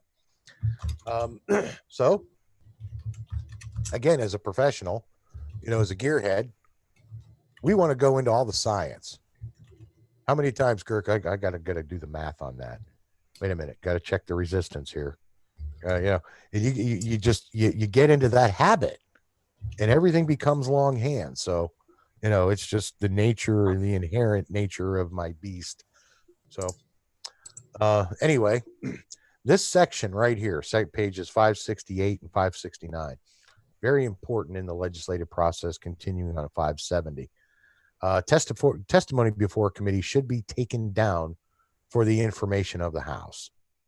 Right. So, obviously there's going to be a stenographer or somebody there who's going to take notes. Obviously it'll probably be, unless there's matters of a sensitive nature, right? Somebody has something that is, you want kind of be, that's matters of a personal nature. That wouldn't go on video. That would be done by a stenographer or somebody who is, can type it. So, witnesses in legislative investigations.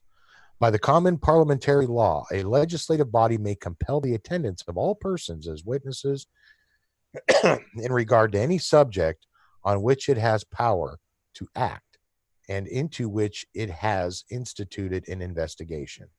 The power of a state legislative body to compel witnesses to testify in aid of investigations is an attribute of the power to the legislature. To legislate and follow as an essential implication. Okay, so again, to know these things is very important. Now, let's talk about some negative points, right? Because remember, we talk about the negative nexus, the negatives and positives. Chances are, in your case, you're going to have something that was negative. It would reflect negatively on you. Did you get into a verbal altercation with your ex? Basically, was there a shouting match? Yes, committee members, I'm willing to admit we got into more than one shouting match, right? One time I even punched the damn refrigerator or whatever, the Maytag repairman was happy, but that's about the extent of that damage. So, but, anything other than that, kind of as a way to get out in front of, because what the other side's going to say, so why not, get out there and get in front of some of the crap that they're going to throw at you. Some of those repetitive talking points that they always try to throw at you. So, yes, is it when it comes to issues arguing over, general household management, there's going to be some strife in there somewhere. I think a reasonable person would say, yeah, that's normal, especially to the members who are married. So, that question may not even become a question depending on how many members are married. So anyway, this section, as far as, how to talk to the legislative body, some things you might want to be prepared in,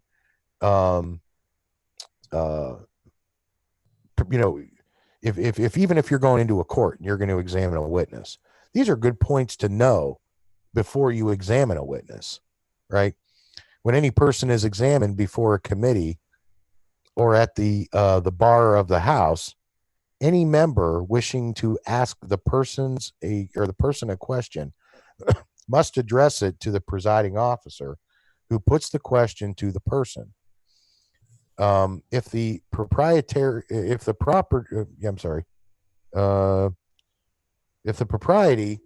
of the question is objected to, the presiding officer should direct the witness, counsel, and parties to withdraw, for no question can be moved or put or debated while they are there. Sometimes the questions are previously settled in writing before the witness enters. So again, it behooves you to take some of those preliminary meetings, right? The meeting before the meeting. Number one, establish jurisdiction. See what types of agreements you can come to. Okay. Is that a form of arbitration? Could be. Tomato, tomato. But it shows that you're willing to at least be reasonable and negotiable. And it's not going to be one way or the other and everything on the favor of one side of this, right?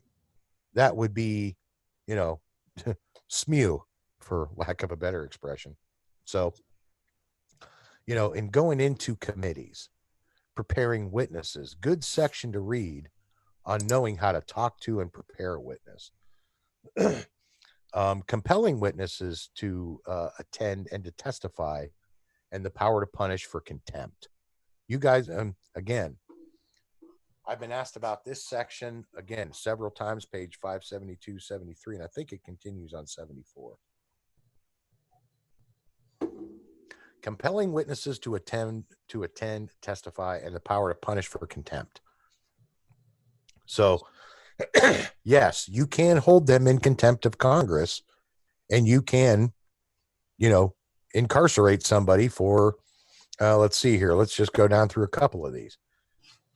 Each house of the legislature may punish breaches of its authority when they are committed in its presence, and may equally punish witnesses or punish a witness for contempt of the House for the witness's refusal to appear or testify before a properly empowered committee, or to produce books and papers. Okay. The power of a house of a state legislature to punish a person for contempt can be exercised only in strict conformity with the rules of procedure that the laws of the state provide as a prerequisite to the validity of an adjudication of contempt.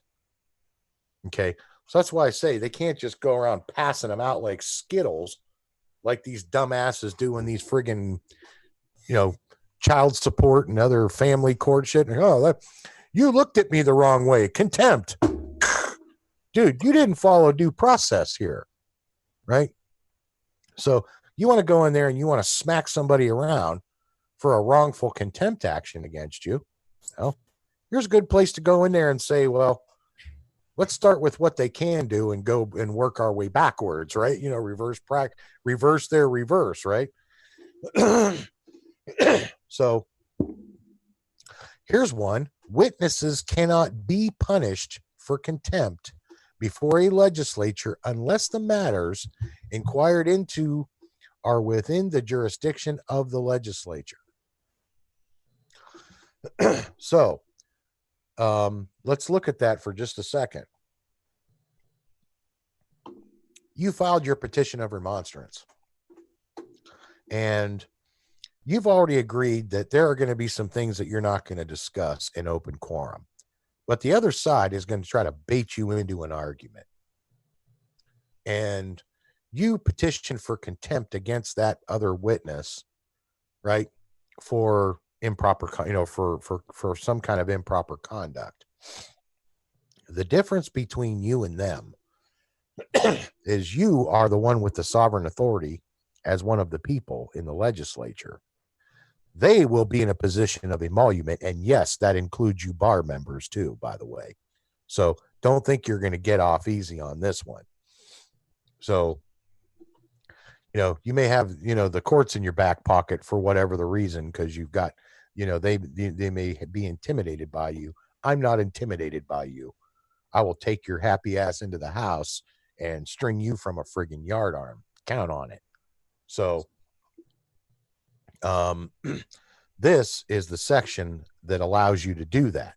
And this applies to persons in positions of emolument, public servants, right?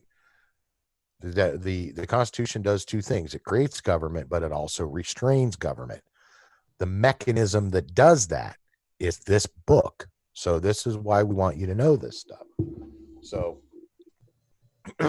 you can summon them to subpoena oh, like see, in my case, for example, they are withholding this report that I've been bitching about for 10 years. So, that's a Brady violation, is it not? So, summon subpoenas and warrants. So you've been hiding this report. I've shown you evidence of the report. There's a cover page and a subsequent order that mandates what the report says. Where's the rest of the report? Don't tell me it doesn't exist. I got proof that it does. So this is where I want to go in and I want to compel them to get that stuff and, validate my claim, right? This is what that means to verify. When you state your claim, your lawful claim, and you're going to mandate that claim be verified so these actors can be prosecuted in court, that process will already be done.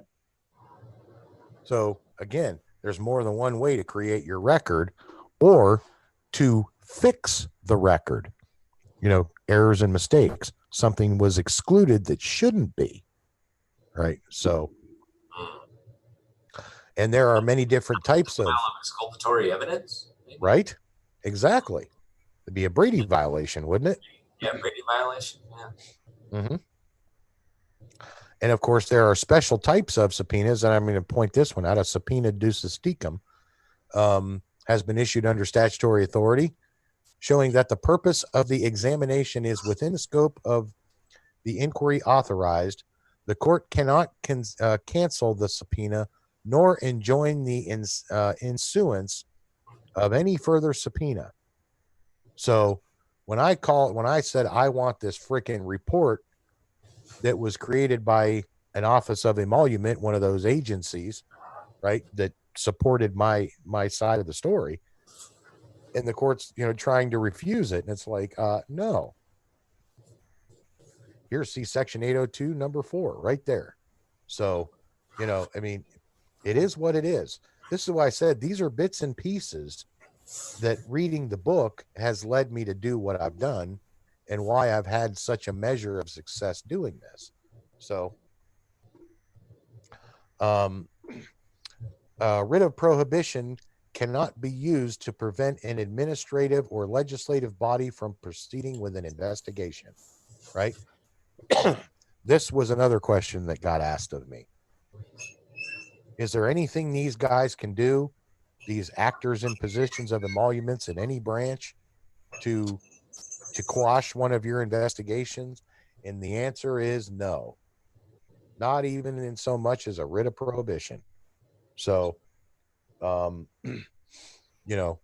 there can be warrants, subpoenas, etc., issued during recess, are signed only by authority of specially given.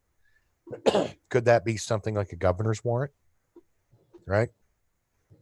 Because once the investigation is ordered, right, and the executive branch is conducting that investigation, so could that be signed by the sheriff? Could it be signed by the governor? Could it be signed even by a judge, for that matter? For all we know, depends on the circumstances of the case. It's not all corruption is directly related to government. There is plenty of corruption out there in some of these real estate cases that I'm finding. They've got these triads. They've got these real estate brokers, they've got these lawyers, and there's usually a builder or some contractor of some form that's involved in them. And, that's why I said I'm finding these patterns, right? And these quorums are getting assembled. So we're looking for all these red flags. Do these conditions exist in their transactions? Pick a type, right? Or everything from a banking transaction to a real property transaction and everything in between, right? Is there any kind of funky business going on downtown here, right? So, and of course, Section 803, right of investigating committees to sit between sessions. So if there's another committee member who's on another committee who may have either relevant questions for your committee for something that is going on in their committee, you're going to see a lot of that. They're going to back and forth. Look at what Jim Jordan just did. Jim Jordan in Washington just transferred from judiciary over to House Intelligence. Right. So there's an example of how they will go between committees because of something relevant that they're working on at any given moment. So don't be surprised if you see that happen. You know, an occasional new face will pop up and then disappear. Totally normal. Totally normal. So,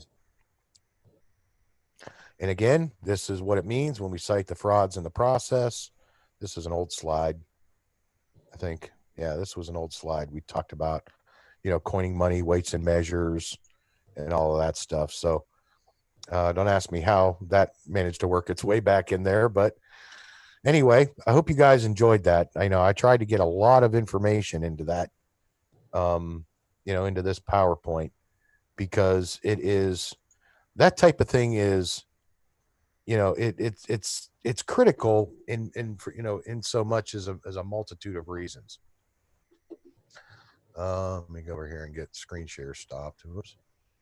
So, one of the main, you know, again, this is, you know, like I said, there was a lot of history in there, and I know a lot of you are probably out there going, why in the hell is he literally reading from the book? Well, in order to know and understand where these things come from and how to properly exercise them, you're going to have to assume a same role that I've assumed. I'm literally having to instruct, in every sense of the word, instruct, not just the process, but the history behind the process and why no bar member can do this job. Because it's the bar member's fault that I'm sitting here. I would be doing other things because trust me, I've got 1,000,007 other things I'd rather be doing than sitting here bothering you, Mr. Senator, Mr. Congressman. So, you know, again, it is taking these bits and these pieces, taking the time to learn this stuff. So when you go in, you can make an intelligent, you know, you can make an intelligent argument. You can make an intelligent presentation, including the conversation. Remember the meeting before the meeting? A lot of this stuff you're going to cover in those meetings before the meetings. You'd be surprised how much this stuff comes up, because they're going to test you. Don't think they won't test you. They want to know, what do you know? How do you know it? Where does your research come from? You know, and, you know, how really committed are you to this thing? Because if you're not that committed to it, if you're just trying to play some kind of a shenanigan game on them, they're going to see right through that, man. So, you know, just know and understand that being able to prove what you put forward is, again, fundamental in principle. But, you know, knowing where this stuff comes from, it only just further supports your position, because chances are the other side ain't going to know it. So, you know, unless, of course, they're watching me and Kirk. I mean, nowadays, bro, you never know. There's quite a few people that are watching, from what I'm hearing firsthand. So, right. So, yeah. Again, that was not my normal PowerPoint. I wanted to specifically do that one just for, you know. That's pretty good for Monday Night Law. Right. So, you know, again, for little man in your history project, I hope that helped. I hope that little presentation gets you through your history project too, by the way. So, but knowing and understanding that these things have origins, and these arguments are not old arguments. I mean, I'm sorry, they are old arguments. It's not the first time we've had this argument. So, you know, when these guys go in there and you're saying, look, we're having the same problem, and even take a copy of the book with you, like I do sometimes, and flip open to the page number, right? That was one of the things that was actually, that section on monopolies was instrumental in helping me figure out how to articulate, and, in Nate's remonstrance, the section on perpetuities and monopolies, contrary to the genius of a free government, Article 1, Section 26 of the Texas State Constitution. So, yes, it's scary that I know that off the top of my head, but that's one of the 7 danger signs. I've been doing this too damn long. So, and I've spent way too much time with Nate reading his Constitution. This particular manual here, right? Okay, you can only get this at ncsl.org.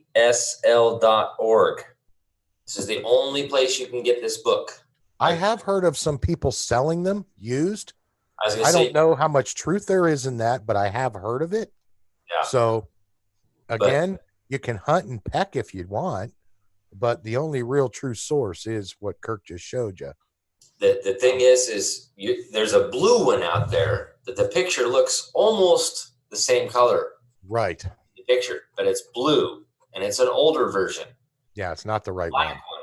Is the one you want, because that's the latest edition. Now they'll be coming out with a new one here shortly. Right. So, 1953 version is in PDF.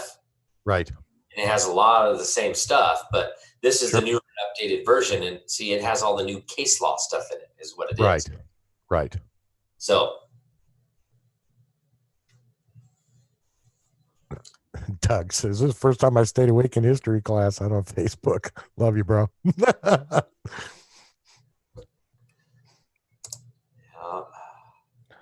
So, yeah, it's, that's why I said, I knew this one was going to be a little long tonight,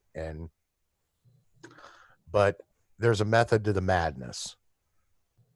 You got to know how these things work and why. So, this way you can focus on the how, right? You're focused more on the substance that's in the book, because you're going, damn, where did all this stuff come from? I did it. I'm the first one to admit that I did it. I just happen to have, the history right here behind me, that I could go back to it and refer to it. And I know a lot of you guys don't have that luxury. So, again, that's one of the reasons why I don't mind doing stuff like this, because, just because I know it, I wasn't born knowing it, I had to learn it, same as you guys. So, that's, again, in instructing our representatives is paramount to making sure we get that done and get it done right. So, how about you, bro? You, did you ever find that, information so we can help people get those letters out for, yeah, I did, but I am seriously burnt, tired. I've been going since early this morning. You and me both. Then down here at the office, we did some cleaning up today. We did the early show, the field report earlier today. I'm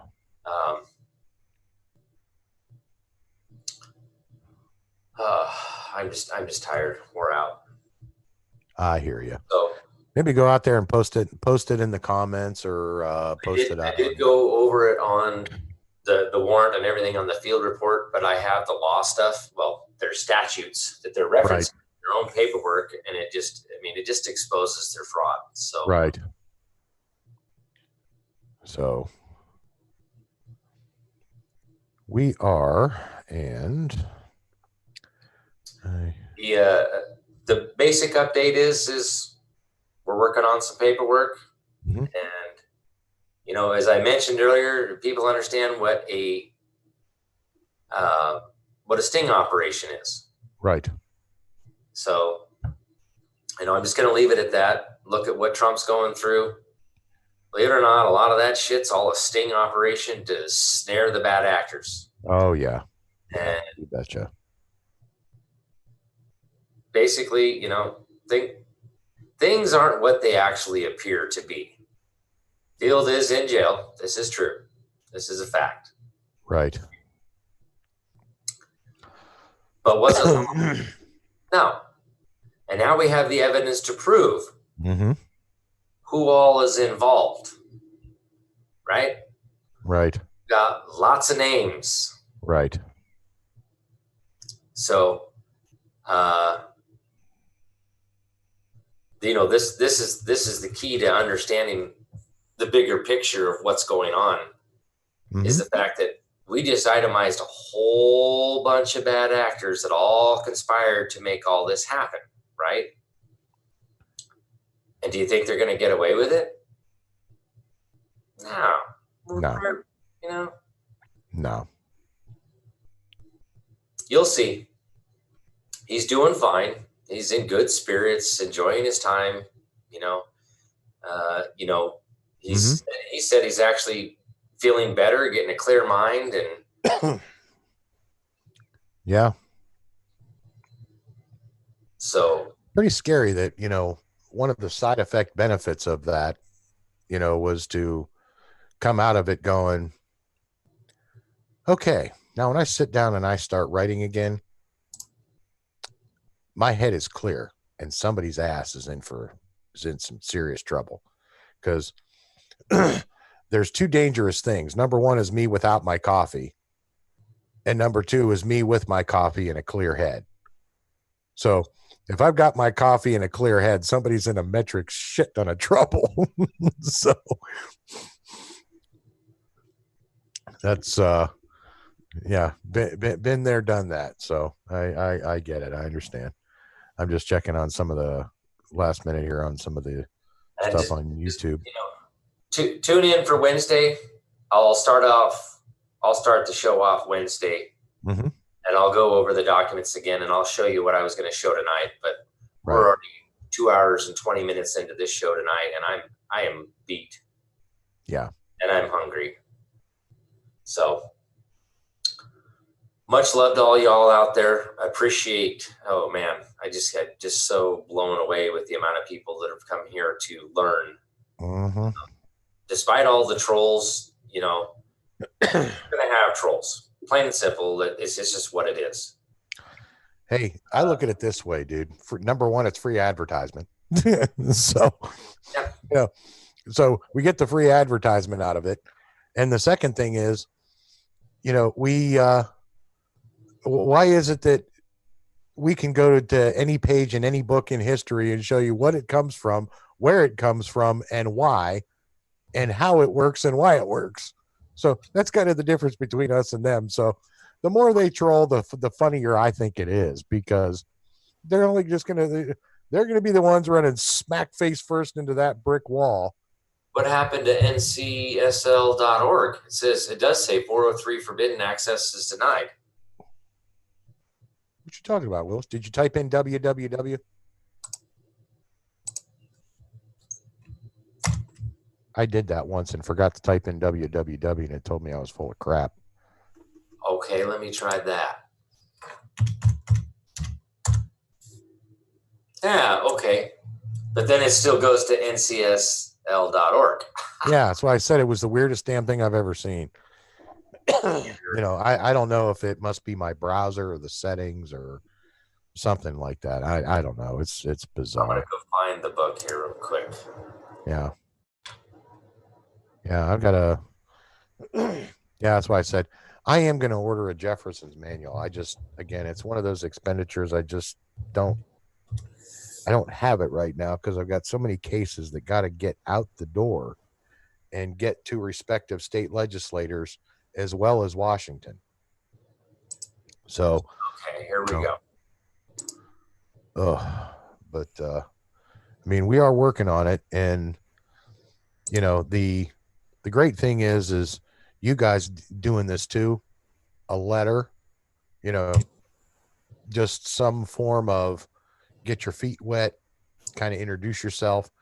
Hey, look at it this way. It's cold as hell outside now. You can stand outside and hold a sign and freeze your ass off. Or talk about cold. Or you can send them a letter and get an invite and go in and sit down and have a nice spot of tea with them, pinkies up. So, oh, Jesus. Oh. Yeah, pass on that. Yeah, you can have that. Real fill of -6, baby. Ugh. Yeah. Oof. Ugh.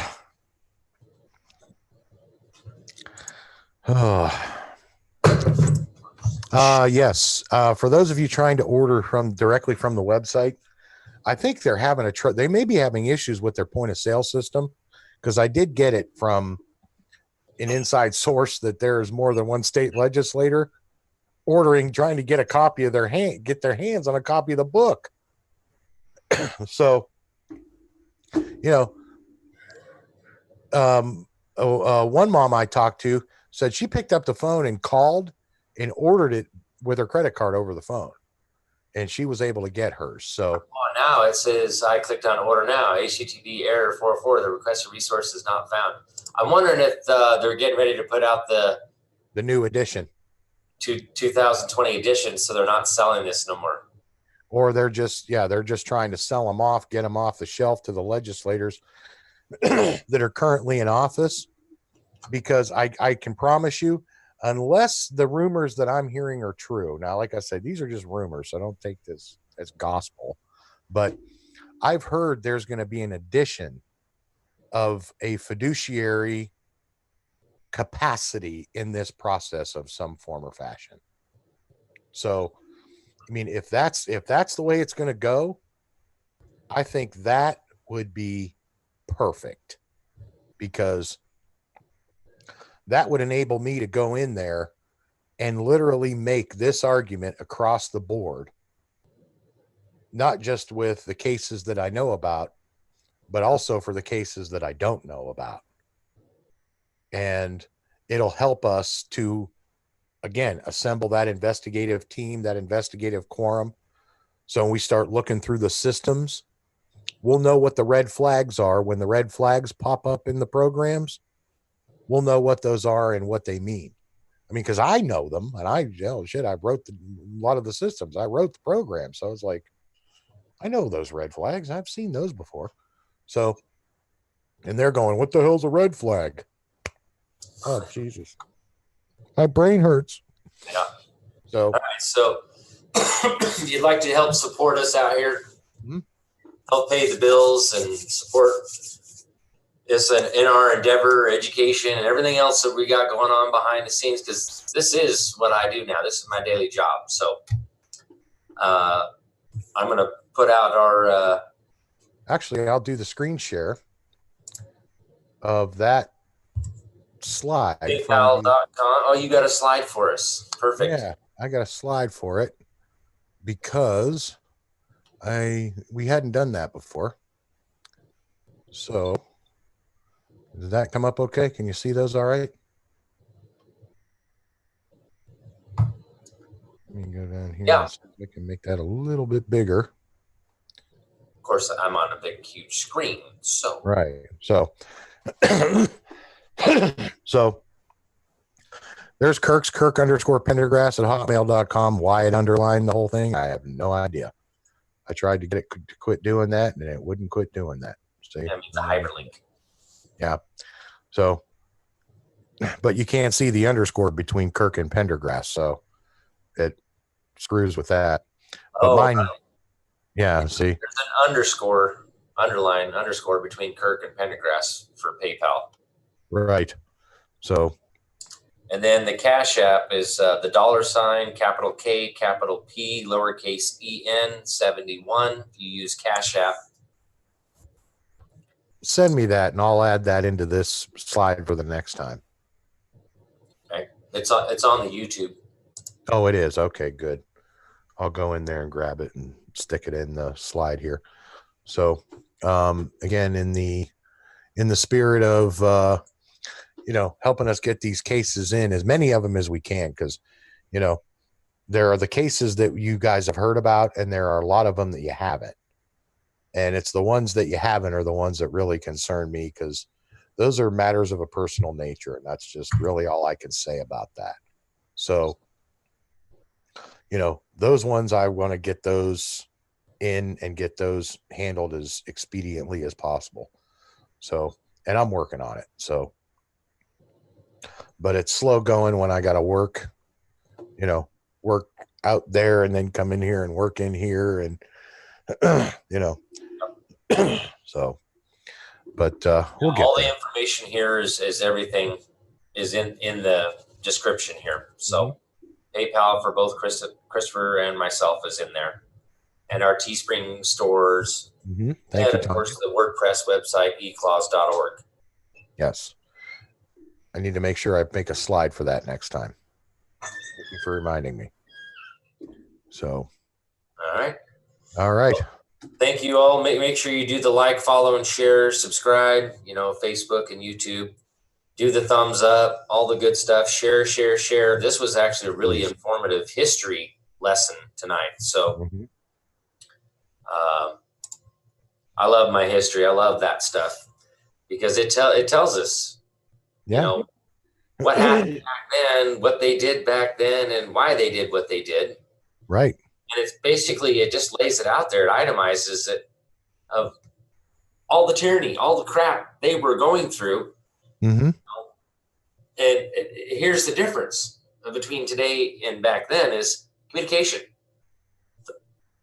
Where back then did they have the opportunity to have 674 people sitting here watching and learning all at once within 2 hours?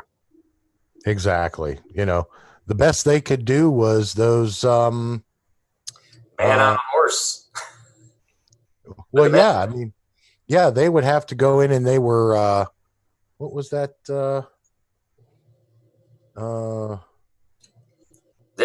This is how we're going to take back our nation. Right. Because all political power is supposed to be inherent in the people. So if we have that right to alter, reform, or abolish anything and any time we deem it necessary, we need to learn the process to do this. And it requires a little bit of reading. And you're in luck because we know a little bit about it. We're a little further down the road than most everybody else by almost 3 years. Yeah, a couple, 2-3 years there anyway.